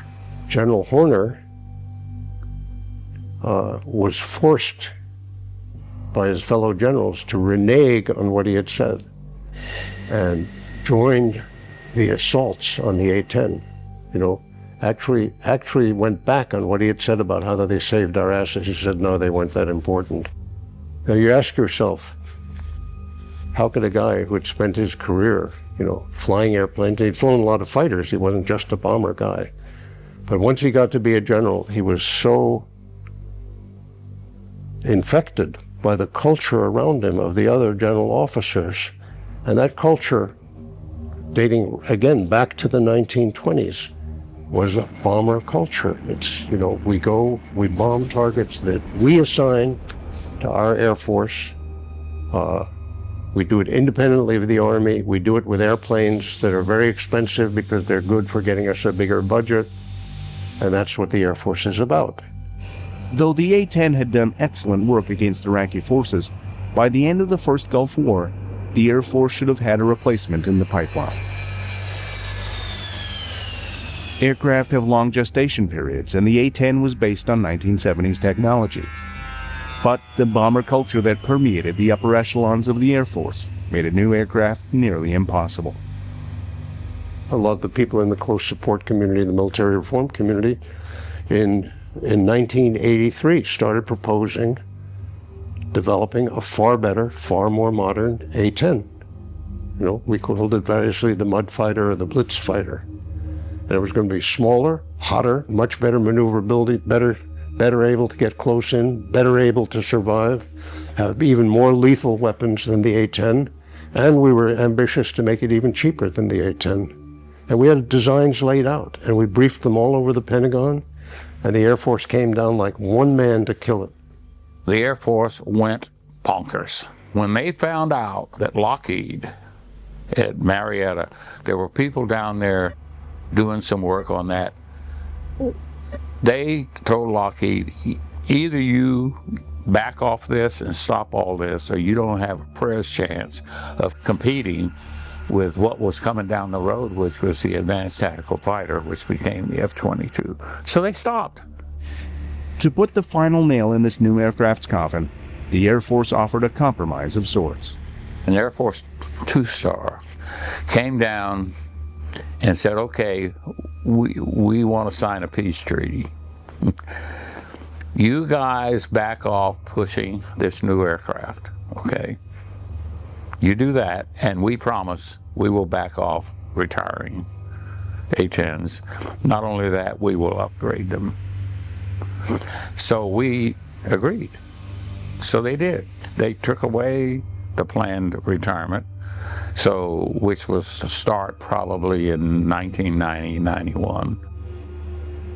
Without a replacement, close support pilots were forced to soldier on with aging A-10s. Now the Air Force had a new excuse to rid themselves of the A-10. It was too old. Nothing changes about these assaults. The first one is always the airplane is so old, it's aging, it's decrepit, it's going to cost a lot to maintain. It's a perfectly silly argument. First of all, the A-10 is not the only old airplane in the Air Force. The Air Force generals are defending a far older airplane, the B-52. It's okay, we've so refurbished and remodernized it, even if it is older than all the pilots, who cares? Well, oddly enough, the same thing is true of the A-10. The A-10 has been heavily refurbished. In fact, it's an amazingly modern airplane now.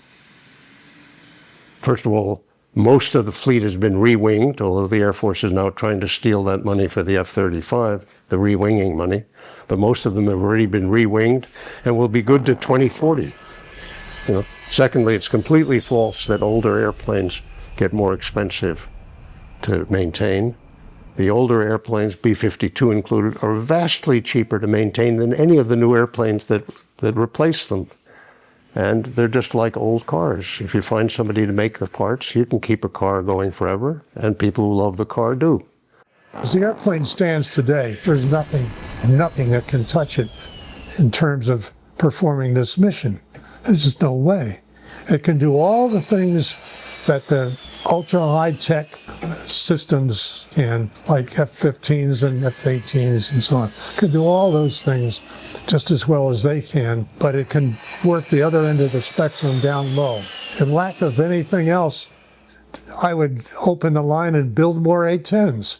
From the invasion of Iraq to Afghanistan to the war against ISIS, the Air Force has been equally reluctant to bring the raging warrior to battle with them. Though the A-10s took part in the initial assault on Iraq, they were mothballed from 2003 to 2007. The USAF tried to rely on F-16s and other fighters to hit targets on the ground, but they were often inaccurate and caused casualties amongst friendlies. It wasn't until 2007 that the Air Force was forced to concede they still needed the A-10, an aircraft originally designed for a jungle war. The A-10 was a Vietnam follow-on because all the airplanes in Vietnam didn't have much fuel to stay around the target area.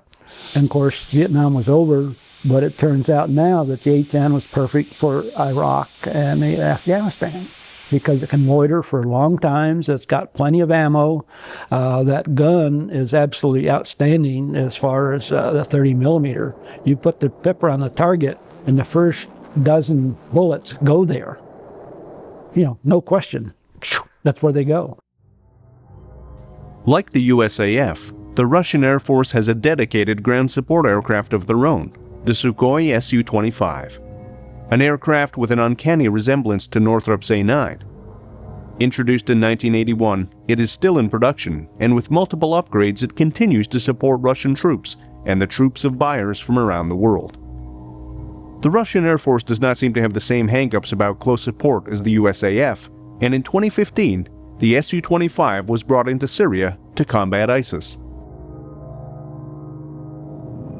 Rather than create a new dedicated close support aircraft, the USAF is pinning their hopes in dollars on stealth multi-role fighter, the F-35. This versatile aircraft was designed to handle the missions of not only the A-10, but also the F-16 and F-18 and Aviate for the USAF, Navy, and Marines.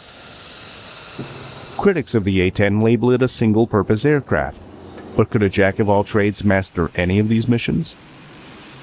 Here we are now with the A-10, obviously now 40 years old, 30 to 40 years old, though it's still got life. And we have one program going, F-35, and that's going to fill all these missions. And that's just outrageous to even, think about that. Multitasking is a huge waste of money because it leads to enormously expensive airplanes. Instead of that $250 million airplane, we could have a great close support airplane for $20 million or $25 million. We could have a great fighter, air-to-air fighter, for $30 or $35 million. And then we could have whatever else you need, a reconnaissance airplane or those other kind of missions that maybe it does. We could have one of those for $30 or $35 million. It's uncertain when the F-35 will be able to take over for the A-10 and how effective it will be. Though the A-10s have been upgraded into the most advanced close support aircraft in the world, the USAF is almost embarrassed to bring them to front lines as they battle ISIS and prepare for a potential conflict in the Ukraine. I agree with the Air Force, you know. It is a disgrace that we're flying that ancient airplane, and it's their fault. Because we should have been started, by the mid-'80s, we should have been started prototyping something that was better than the A-10, and then let it prove that it was better. If it wasn't better, then we wouldn't build it. You know, we never did that, because the Air Force never wanted to do that mission. Over the years, the A-10 has proven itself the premier close support aircraft in the world. Sadly, it has also become a symbol of the strife between the branches of the armed services. The A-10 was authorized by the Air Force as a means to destroy an Army helicopter. Though it ended up doing an exceptional job supporting the Army, from day one it has been under attack from within. The A-10 still has its detractors, but the resilient aircraft is ready to prove itself if given the chance. As each branch fights for its share of the defense budget, perhaps they are blinded to the bigger picture, that they are at war with their enemies, not each other.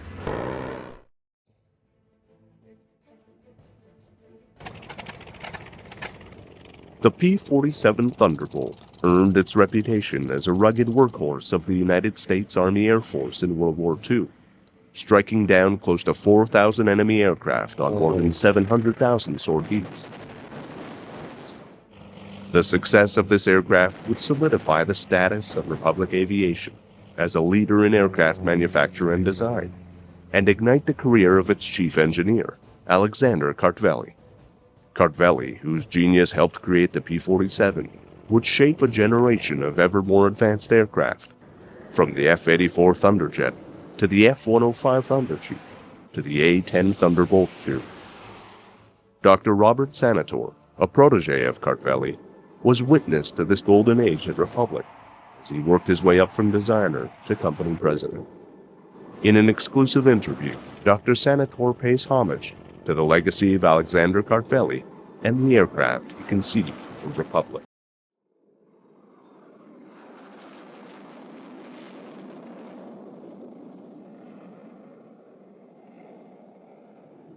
My first job at Republic Aviation, 1951, was as a junior engineer, which is an entry position for young engineering graduates. And what responsibilities did you have? Very little. Mostly it was working under the supervision of others, and I began my career in the aerodynamics department. Republic was a great place to be. It was staffed with incredibly smart, in fact, brilliant people in all aspects of the running of the business. It was led by strong people who gathered around them the best that was in America. And I learned a lot. I learned everything from the people I worked with over the years.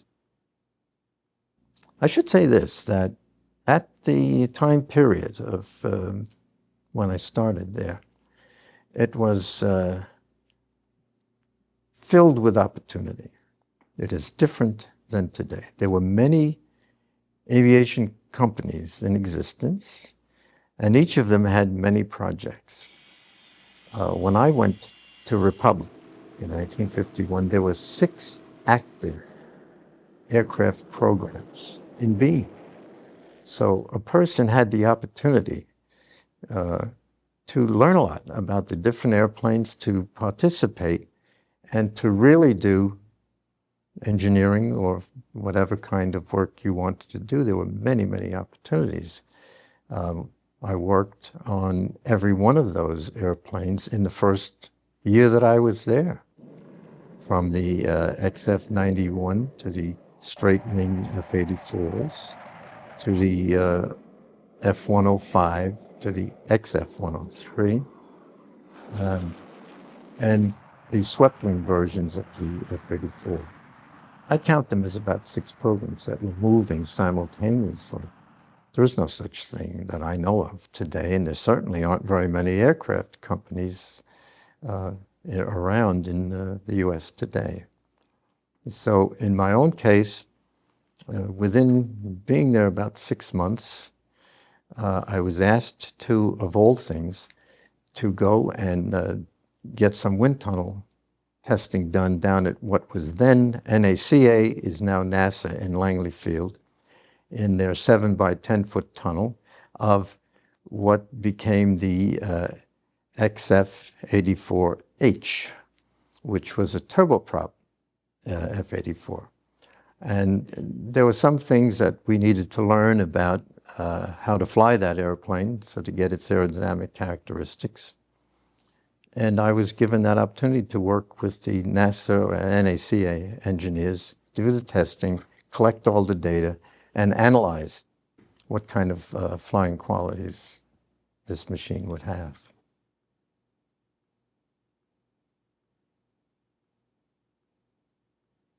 Major D. Seversky, as many people know, was a Russian. He was a pilot, and he flew combat work in the First World War. He was involved in, I think, an explosion of some kind in the airplane, and lost his leg. Nevertheless, even with his wooden leg, D. Seversky still proved to his superiors that he was a combat pilot. So I think that tells you something about an individual. And so I admired that in him. After the war, he started work with, I think, the SEV-3, which was an amphibian airplane. That was the forerunner of all of the Seversky airplanes that later became Republic airplanes, the P-35, the P-43, and ultimately the Thunderbolt, P-47. Seversky was out of that picture. That was Kartveli. Kartveli started to work with Major D. Seversky sometime in the late 1920s. But of course, the company was formed in 1931, the Seversky, and Alexander Kartveli became the chief engineer and stayed with them. In 1939, the company became Republic Aviation. Major D. Seversky was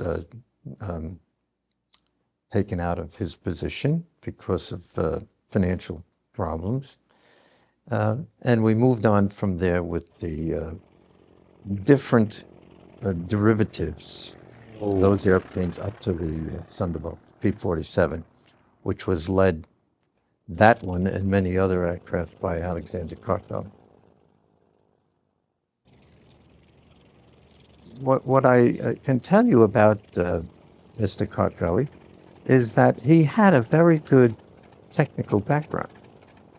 So he was a good mathematician, and yet a lot of it was feel. And it is, after all, engineering is an art. It is not a science. It is, at least I was trained in that concept, it is an art. If you stick only to the books and the numbers, you may not succeed. You need to have feel for things. And he did. But he relied on the best information he could get from his supporting team to use that feel to make it work.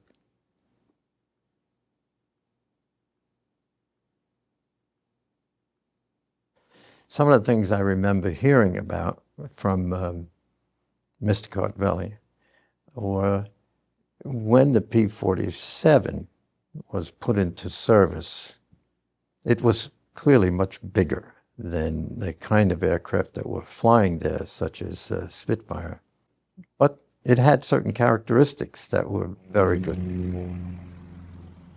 It had the ability to dive rapidly, and to build up to very high speeds, so that if it got onto an enemy's tail and the enemy decided to dive, we would get very far because the P-47 was good at that.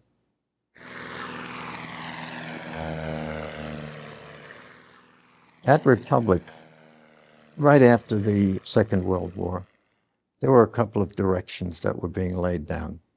One was trying to continue in the military aircraft field with the straight-wing F-84s. The other side of it was trying to compete in the commercial field. Two aircraft designs were put forward. One called CB, which was an interesting little airplane with a pusher prop and able to operate amphibiously. When I was teenage, there was a radio host named Arthur Godfrey, and he talked about the CB, which got my attention. And so I tried to find out what this was about, and it was designed to be built for the consumer market with the concept that many people would be returning from military flight and might want to fly these little airplanes. There was a target cost of about $3,500 per airplane, which today would sound to be incredulous. I think if their final price was about $6,000. The other airplane was called XF-12, which later became known as the Rainbow. And this was a beautiful design, a very, very streamlined airplane, 40 to 45 passenger airplane that the company was trying to offer to the Air Force. They then tried to sell it to the airlines, and there were some people who were interested in it. It never got bought. The orders for the that company thought, that Republic thought would be taken by Pan Am, TWA, others like that, did not materialize. So the project was dropped. On the military side, there was a great deal of activity on a whole family of F-84 aircraft, starting from the straight-wing F-84. At the same time, there was a XF-91 that used a lot of the components of the F-84, but put an inverse tapered wing of variable incidence. And the inverse tapered wing was designed in order to avoid what was called a saber dance, which was the F-100 Sabre having some problems with the tip stall. That airplane was one of the first aircraft to go supersonic, or transonic to supersonic at sea level. It was, I think, the first. The airplane never went into production because it did not have the range. At the same time, while these things were going on, the swept-wing F-84s, both the F-84F, the RF-84F, and other F-84 Thunderstreaks and Thunderflash and everything with Thunder was in progress. And while I was doing wind tunnel work on the XF-84H at Langley Field, there were these projects that were moving along. At the same time, the F-105 went into production in the early 1950s. So the time period is, over a period of several years, there were a large number of things that grew out of the Thunderjet.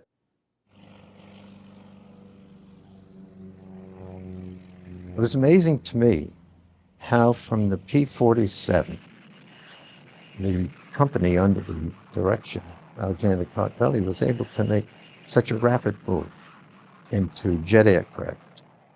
Many projects very quickly after the end of the Second World War. And one thing that Mr. Kartveli always insisted on was low-drag, streamlined shapes. it had to be smooth. It had to look good. And his opinions were that if it looked good, it would work well.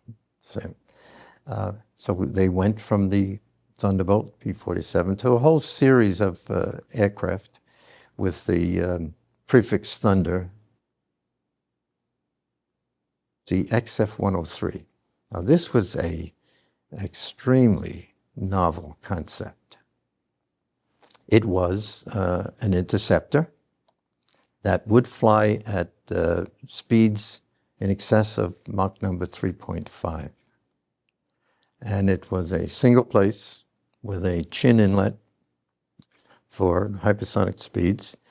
And it would take the turbojets that would convert to ramjets at high speed. Now that went to markup stage, and it had very, very thin wings, beautiful looking aircraft. One designer said those wings are meant for shaving because they were so razor sharp, right? And it was basically a Delta platform. And I think at the time it was in competition for the role of interceptor against the 102. But as the years went by, the program was canceled at Republic in 57 or 58, 1957, 1958. And what came out was something called A-11, which became SR-71, the Blackbirds. And so that took the role of the high altitude, high Mach number aircraft that the F-103 was moving towards. And of course, that was a black program. We never knew it existed, or at least I didn't. And it was well understood why the 103 never got legs. But I did wind tunnel work on the 103 in the early 50s, the usual aerodynamic characteristics and such. So that is the breadth and extent of a large number of things that grew out of the Thunder series.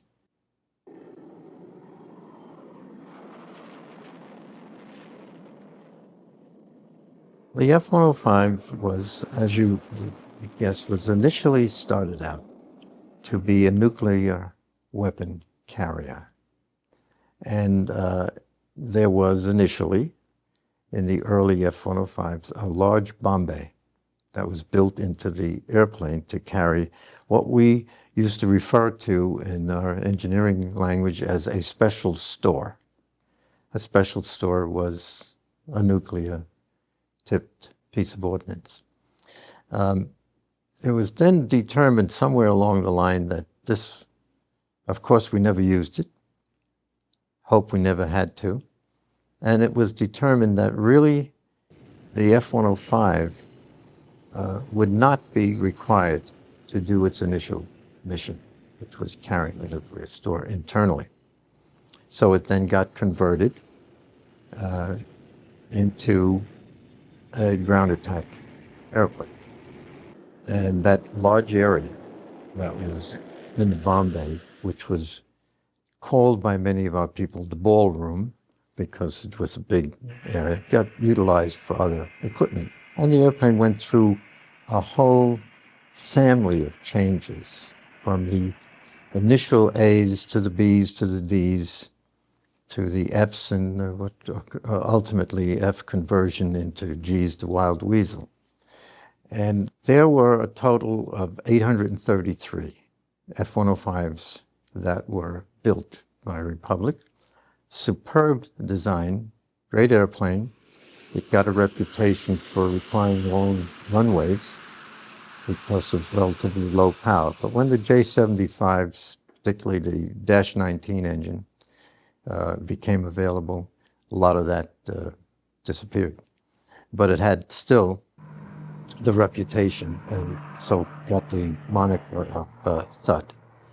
But the Thud was a great airplane.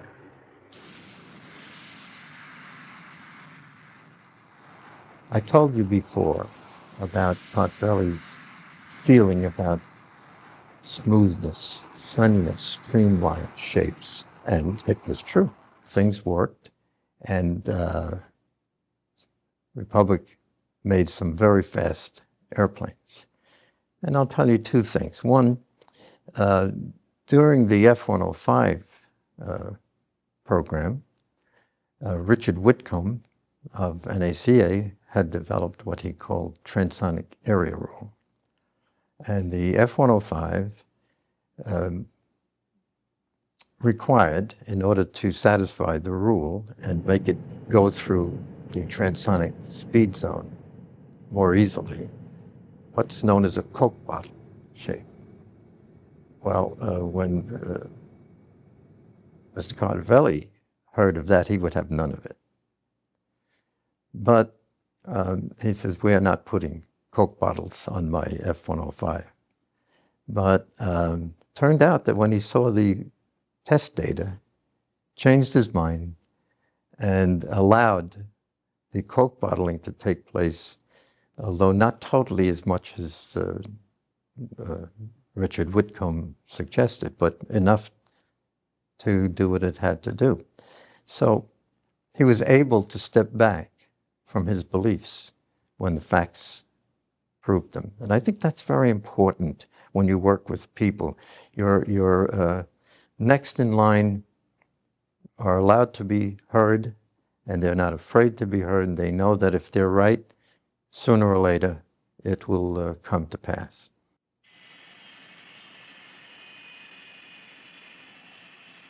I think the sad part of Republic's history was that the decision made by Secretary of Defense McNamara to not purchase the next planned set of F-105s, but to use the Navy's F-4. And I think around 63 or 64, around that time, was very unfortunate. It took a great company and put it on its knees. They went then in 1965 to be purchased by Fairchild, and fundamentally were supporting the F-105s in the field and doing subcontract work. And they lost a lot of their people, but they fortunately retained enough to win the A-10 and to give them another chance at that.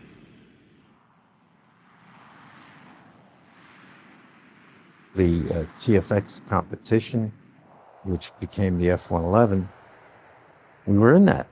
We're in that. We didn't win that. Possibly we didn't win that. Don't know why.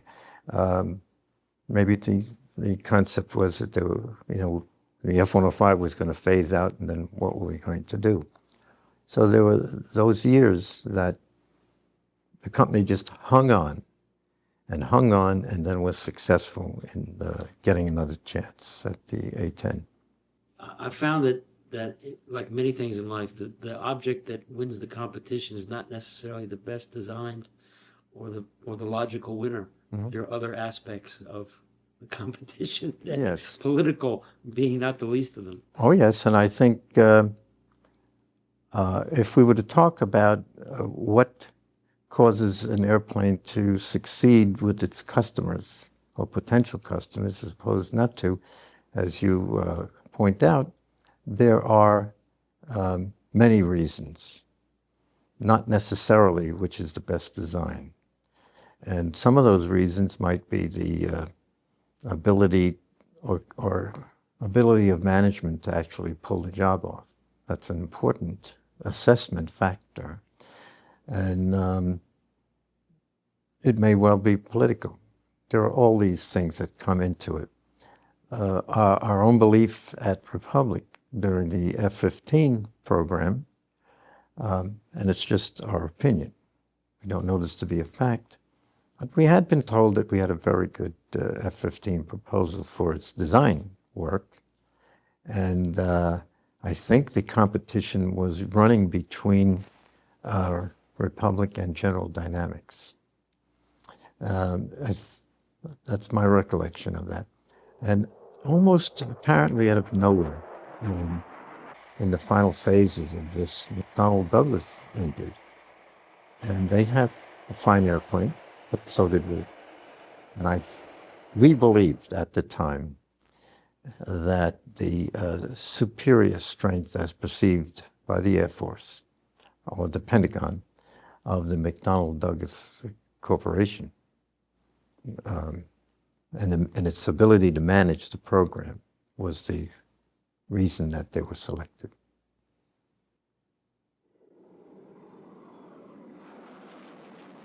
The 8-9 A-10 were the two entries into the AX program, which was our first foray into a fly-off. Now, prototypes were built for fixed price.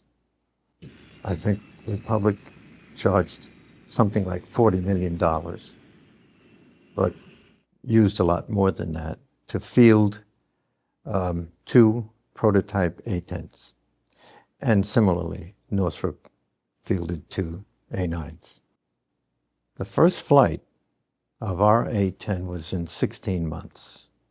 So from award of contract to the first flight of our first prototype was 16 months, which is what you even could do in 1970 if it's undocumented prototype work, not a lot of paper. So these two airplanes were flown first by company pilots and then turned over to a team from the Air Force to go through a whole procedure in flight and in other logistics analyses, the whole ball of wax, to determine which one would be the winner. That was a different approach than the things that were done in the days of the other Thunder aircraft. The 4 aircraft, 2 from each company, were flown at over a period of many months at Edwards Air Force Base. Present? Oh, yes. And so, was this a nail-biting time? Oh, absolutely. Well, tell me about that. Well, the first nail-biting time is after 16 months when our chief test pilot took the airplane off, right?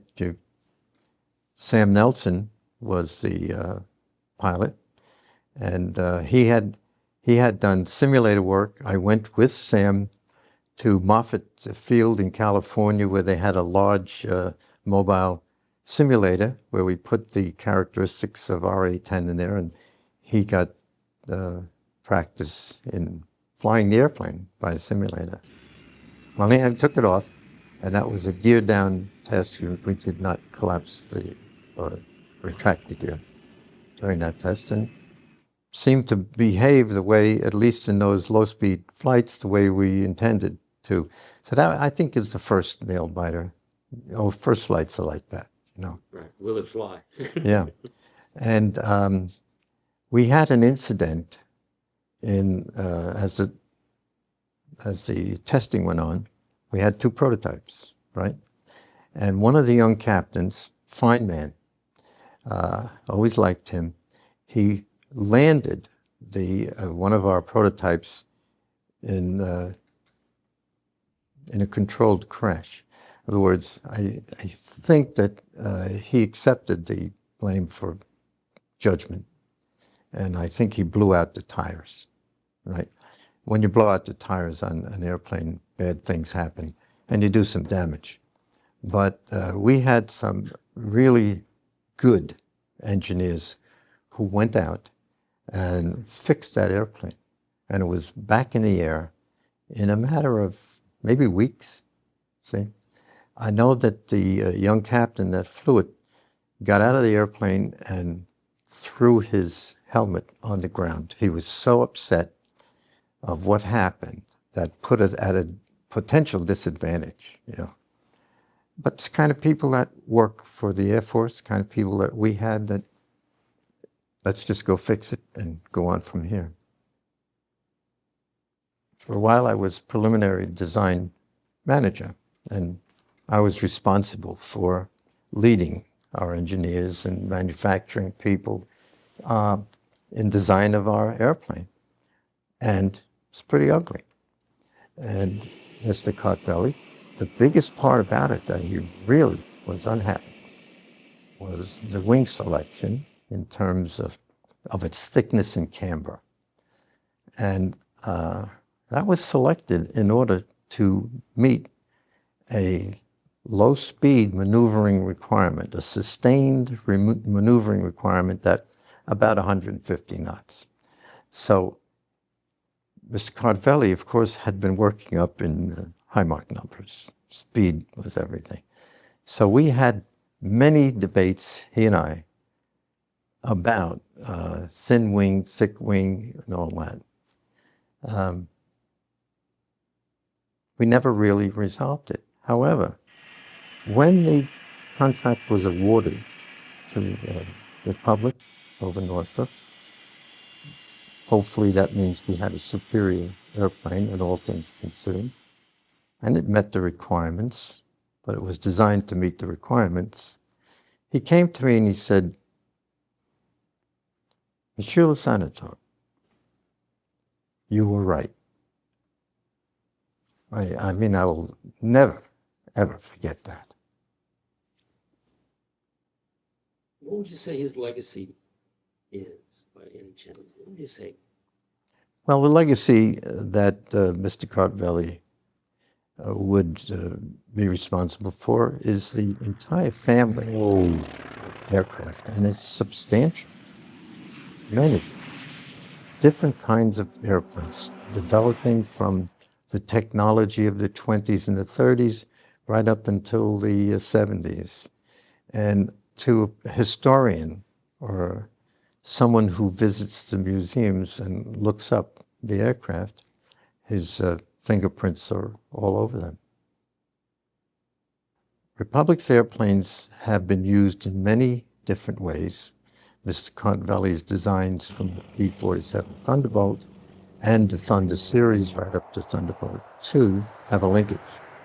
And the linkage comes from all of the engineering talent that grew in that time period. People that worked on the AX or A-10 for us were there years before and learned about ground attack and close air support and how to design things. So one could see that the Thunderbolt II is generated out of a long history reaching back to the original Thunderbolt. From the aerodynamics work, which I did for 8-9 years, then more project work, working on the aerospace plane, on hypersonic vehicles, the F-15 project, which was our proposal, that was eventually gone to McDonnell Douglas. And of course, I was a principal on the AX competition, which pitted Northrop's A-9 against the Fairchild Republic A-10. And I spent a lot of time first as the chief technical engineer on that A-10 or AX, and then as a deputy program manager when it became a development and production, full-scale development, and went from there to senior vice president of the company dealing with technology and business administration, business development, sorry. And then was fortunate enough to be selected to become president. So that in a nutshell takes care of 35 years of involvement with Republic. What are you most proud of?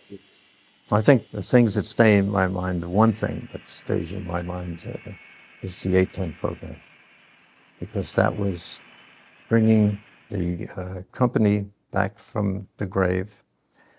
In 1970 dollars, it is a program that brought $5 billion, which is not much these days, but in 1970 it was a lot of money for a program that provided work, opportunity for development, and more chances to succeed. So that is the single most important impact on me and what the most important memories I have.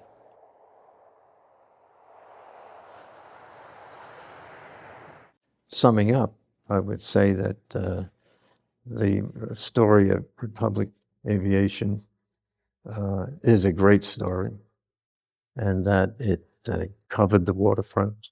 It was a leader.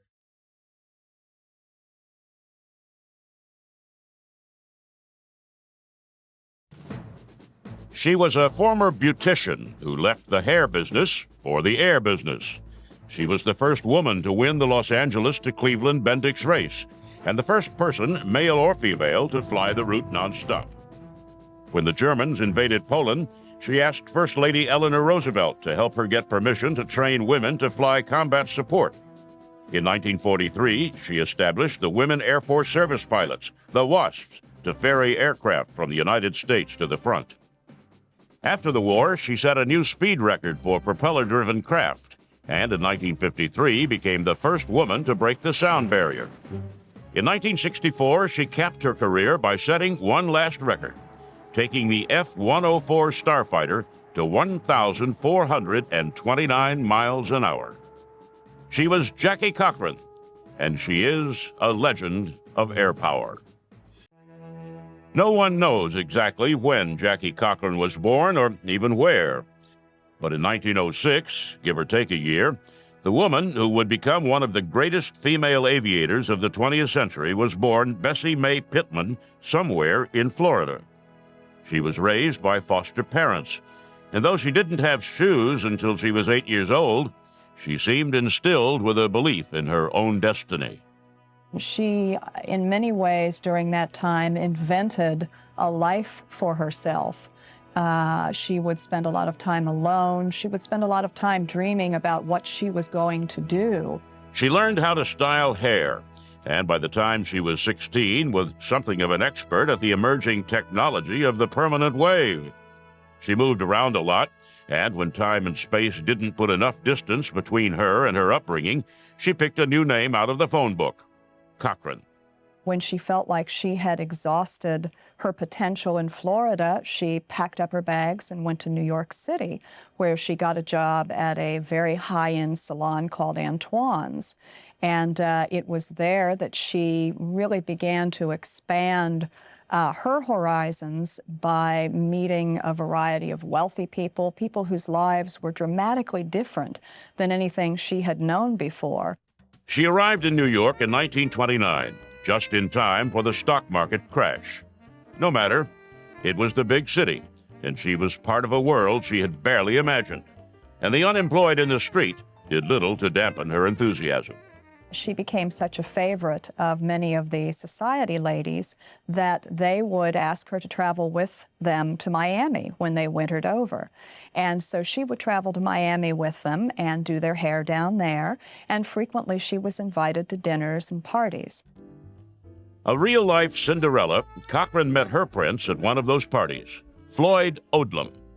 A self-made millionaire, Odlum was bored with society chit-chat, and when seated next to Cochran was instantly impressed that her conversation surged past the normal gossip and on to bigger things. She opened up and told him all her hopes and dreams and ambitions and bubbled over with enthusiasm. Well, this caught Floyd's attention, and he was mesmerized by her. And it wasn't a case where this was an older man looking at a younger woman saying, "Oh, I'm going to make something of you." This was a fellow who said, "Wow, this is a gal that's going somewhere," and decided that he wanted to be a part of that and play a role in it. He was impressed with her. And what he did when they got married, he helped her out in every endeavor that she wanted to attend, whether it's flying or business or anything like that. And he sort of used Jackie as a hobby. Unaware of his wealth, she explained her plans of starting a cosmetics company. Odlum listened and suggested that the only way to oversee such a broad enterprise would be to get a pilot's license and fly from place to place. Within a few hours of meeting Jackie Cochran, Floyd Odlum had given her an idea that would change her life and the history of aviation. She learned to fly in 1932 in New York, and then went west to learn more. She befriended a group of Navy pilots who taught her the Navy way. There's no such thing as a natural-born pilot, because all pilots start out with the same level of visual acuity, hand-eye coordination, things like that. And what happened is the guy with the most experience, or gal, is the best. That's simple. And she had a lot of experience flying airplanes as a WASP during World War II, ferrying them from the factory to the operational units. She thought of herself as a slow learner and struggled with basic flight maneuvers. But she persisted, and when she needed help, she didn't hesitate to track down the right person and ask. I think Jackie had that undefinable something that so many pilots seem to have. And it's a combination of wanderlust and determination and a need for a little bit of glory and to kind of set yourself ahead of the pack. And probably for Jackie, that came as a result of her childhood. In the 1930s, the place to be for an aviator who wanted to make her mark was in the private sector. The Navy and Army Air Force were starved for funding, flying outdated aircraft, confined to workaday missions like flying mail. But in the private sector, things were different. The 1930s were a time of excitement, of big money air racing and flying circuses. Jackie Cochran was part of that world. She barnstormed around the country, competing in air races and putting on exhibitions, always setting her sights on the next great challenge. She set dozens of world records, in the process befriending the elite of aviation, including Jack Northrop, Amelia Earhart, and Howard Hughes. In 1934, only 2 years after receiving her pilot's license, she became the first woman to compete in the Los Angeles to Cleveland race for the Bendix Trophy. In 1937, she came in third, and in 1938, she won what was then the biggest annual air race in the world. At the same time, she founded and operated Jackie Cochran Cosmetics. With her husband Floyd's help, but always under her own power, she kept tight control of her company. Now, certainly marrying a millionaire helps you to achieve probably more quickly than the old-fashioned way, but she had already established herself as a go-getter. And indeed, what attracted Floyd Odlum to her was the fact that she was a go-getter. He sponsored just about everything she wanted to do, and she was her own business lady when she set up Jackie Cochran Cosmetics and was an agent for Nina Ricci perfume, dresses, and things like that from Paris. Floyd let her run her own business, but he would help her, you know, like setting records required a great deal of support, both financially and, you know, business-wise. And so he was involved in them, and he helped her, I'd say, probably a great deal. She oversaw the lab that developed the products, flew from city to city, selling her line to upscale department stores. When she arrived somewhere, she always took time before getting out of the cockpit to spruce up her makeup. Nominated to the committee that annually awarded the Collier Trophy for the greatest contribution for aviation, she advocated giving the award to medical doctors researching the effects of high-altitude flight. The trophy had always gone to pilots or aircraft designers, but Cochran succeeded in getting scientific research recognized. She then lobbied President Roosevelt, who for the first time committed government money to the research that led to the development of G-suits, pressurized aircraft, and oxygen masks. By 1940, aviation had become a more serious business. The Germans had rearmed and taken Austria, Poland, Czechoslovakia, and France. The British were under fire. The head of the British Ferry Command asked Cochran if she would fly a Hudson bomber from Canada to England to draw attention to the company's resupply efforts. She jumped at the chance, and despite sabotage of her aircraft and enemy fire, got safely across the Atlantic. She arrived in time to witness the Blitz and to watch London burn under the Luftwaffe onslaught. She returned to the United States with a plan to develop female pilots to help ferry aircraft, freeing male pilots for combat duty. The British were doing just that, and the program was clearly successful. She met with President Roosevelt, who seemed interested, and appealed to his wife Eleanor for help. She worked her way down the chain of command, always with lukewarm endorsements that gave her hope, if not confidence, that the plan would be adopted. She met with Hap Arnold, who said he'd get back to her, and with General Robert Olds, commander of the American Ferry Command. Olds was himself considering hiring women pilots on a contract basis, but Cochran wanted the pilots to be full members of the military, not just hired civilians.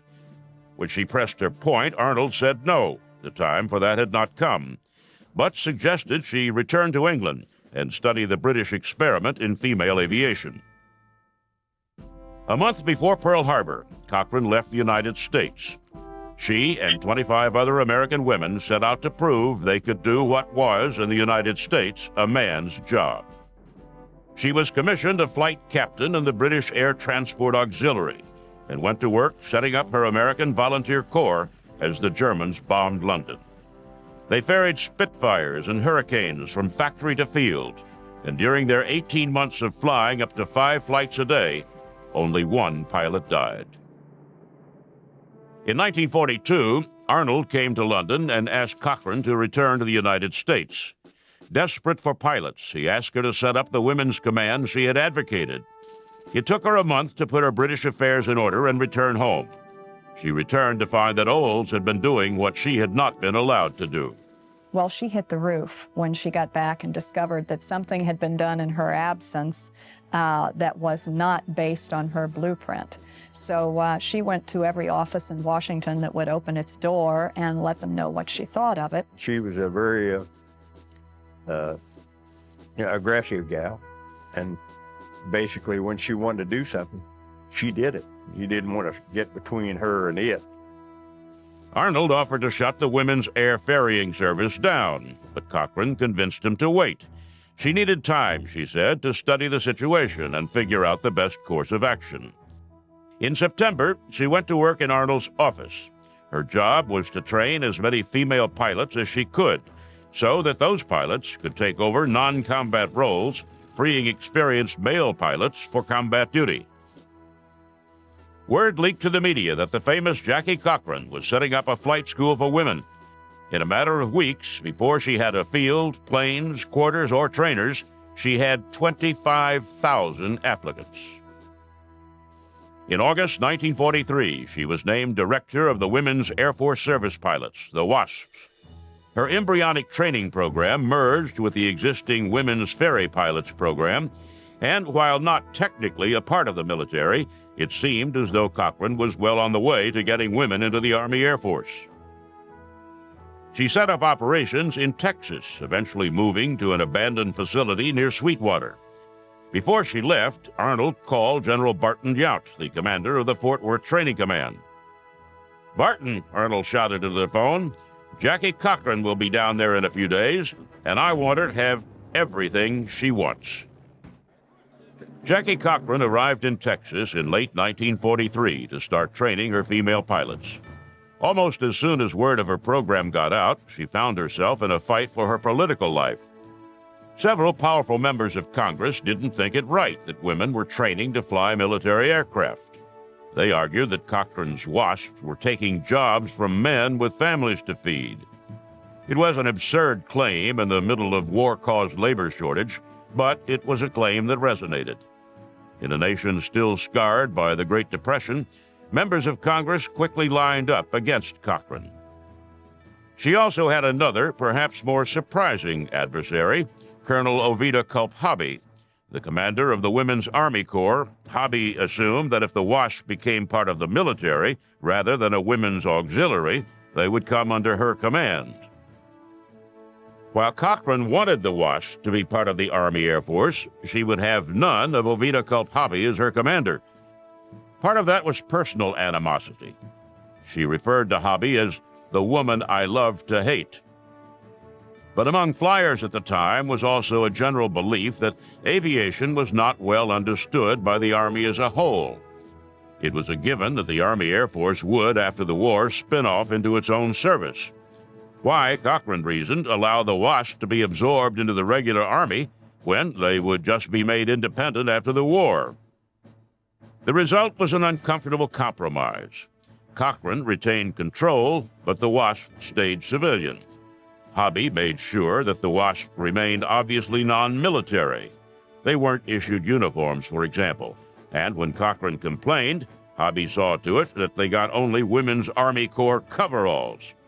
It was a not-so-subtle hint about who controlled women in the military, and a reminder that the WASPs were mere civilians. Jackie Cochran was not a mild, meek person. She had a steamroller personality. If she wanted something, she absolutely let everybody know she wanted it and how she expected to get it. Cochran, of course, was not without resources. She had a WASP uniform designed at the exclusive Bergdorf Goodman department store in New York, and then convinced Arnold to pay to have them mass-produced.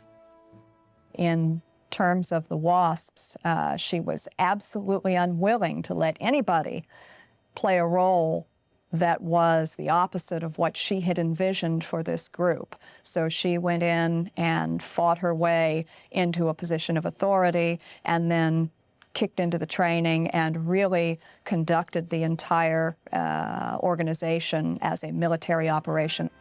Their performance record was magnificent. They shuttled thousands of aircraft around the country, freeing hundreds of male pilots for combat duty. They handled the most difficult planes, demonstrating that women could fly temperamental, physically demanding aircraft, and compiled accident records that compared favorably with men's. She believed wholeheartedly that she was making progress, and in December 1944, Congress gave her her reward. They ordered the WASP disbanded. The women, Congress decided, should go back to their place. Not only would the WASP not be absorbed into the military, they would not be allowed to continue flying as they already had, no matter how successful they had been. The more than 1,000 pilots the WASPs had trained in less than a year were given their walking papers. I was at the, I think, 25th anniversary of the disbandment of the WASP, which occurred in 1944, and this is later. I'm up at Edwards, so I came down. She said, would you come down and give a talk to the WASP about current, kind of flying in airplanes and technology? So I did, and I met probably there's about 400 of them down there, and they were really, really classy gals. I'd never met too many of them. But see, there were so few of them that were able to continue flying after they were disbanded, that very probably not over a half a dozen that I knew that kept on flying. Jackie was one of them. Jackie served out the remainder of the war as a consultant to Hap Arnold. Working as a magazine correspondent, she was the first American woman to enter Japan after the end of the war. At the end of 1945, the president signed an order awarding her the Distinguished Service Cross, the nation's second highest honor. The president, she was told, was looking forward to pinning the award on her. She said in response that the only person she'd accept it from would be Hap Arnold. If he couldn't do it, they could mail it to her. You don't refuse the president, Arnold told her aghast. Well, I did, Cochran answered. And in a Pentagon conference room, Arnold gave her the medal. Cochran went back to racing. She bought a surplus P-51 and entered the 1946 Bendix, and came in second after a harrowing cross-country run that left her bruised and bloody. She ran the cosmetics business she had started in the 1930s between races and became a leading agitator for a separate Air Force. She spent thousands of her own dollars on advertisements pushing for an independent Air Force and raised more than 100,000 more to lobby and campaign. She used her fame and her husband, Floyd Odlum's connections, to open doors that might otherwise have been closed. And when the National Security Act of 1947 created an independent Air Force, she deserved much of the credit. 3 years later, the Harmon Trophy Selection Committee named Cochran the most outstanding woman aviator of the 1940s. And then when she conned her way into Canadair, who her husband, Floyd Odlum, owned quite a bit, and they hired her as a test pilot. She said, I'm going to fly an F-86 and set some women's speed records and men's too. Flying a Canadian-built F-86 in 1953, she became the first woman to fly faster than the speed of sound. She became the first woman to fly a jet across the Atlantic in 1962. And on a single stunning flight from New Orleans to Hanover, Germany, she set 69 intercity, intercapital, and straight-line speed records. In 1963, she capped her career by flying a Lockheed Starfighter faster than any woman had ever flown before. Funny thing was, when Lockheed had a press conference down at Los Angeles International Airport, we took a F-104 and I flew her wing down there. Well, when she landed, I went on around, was going on back to Edwards. I didn't want to get involved in the press conference. And I went over to the ground control frequency. I heard her check in with the ground control at Los Angeles International Airport. And then they called her and she didn't answer. And they called her again, she didn't answer. I said, if you look through your binoculars, you see she got her helmet off, combing her hair. And because she never got out of that airplane, that she didn't look like she stepped out of Vogue magazine. Jackie and Chuck were extremely close. Jackie, in many ways, pushed and goaded Chuck to the point that he frequently threw his hands up and was going to walk away from her forever, but could never quite do it because she was a dynamic force and he was a dynamic force. And I think they both understood the magic of flight, the competitiveness of flight. They both had that element that you see in test pilots and fighter pilots. In 1971, Jackie Cochran was inducted into the National Aviation Hall of Fame. In 1977, Congress passed a resolution recognizing the WASP contribution to the American war effort in World War II. She set one heck of a lot of records in airplanes, and a lot of those records still stand. And I think she really made a big difference in women in aviation, which today there's thousands and thousands of gals that are flying in the military, airlines, private aviation, and she probably is largely responsible for their success. In 1979, the members of the WASP began receiving their military discharge papers. It had taken some time, but Cochran had succeeded. She and her WASPs had indeed become a part of the military.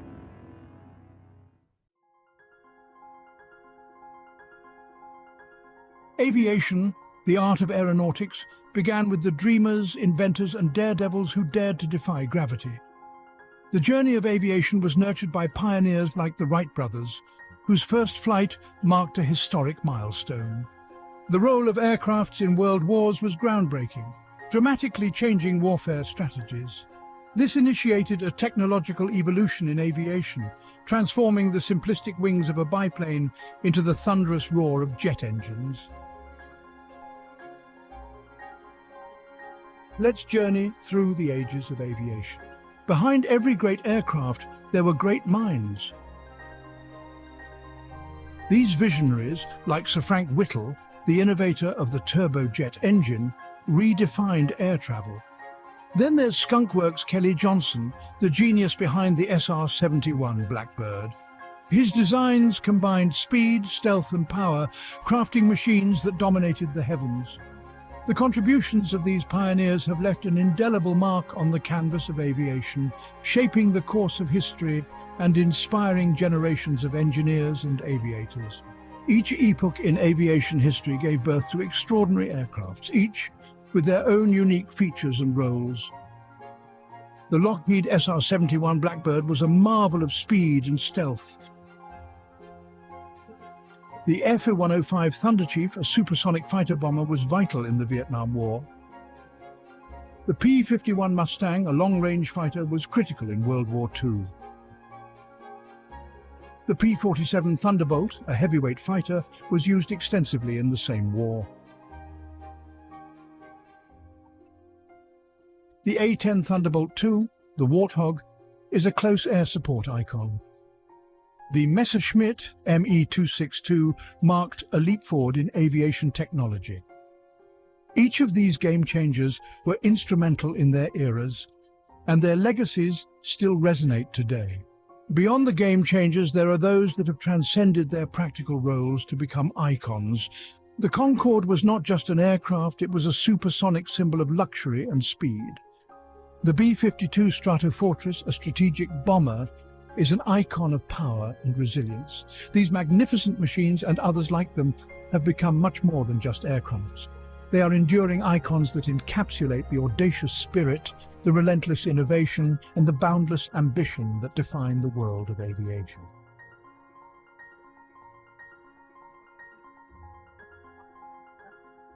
For more amazing aerial footage, and to join us in this incredible journey, check out the Dronescapes YouTube channel.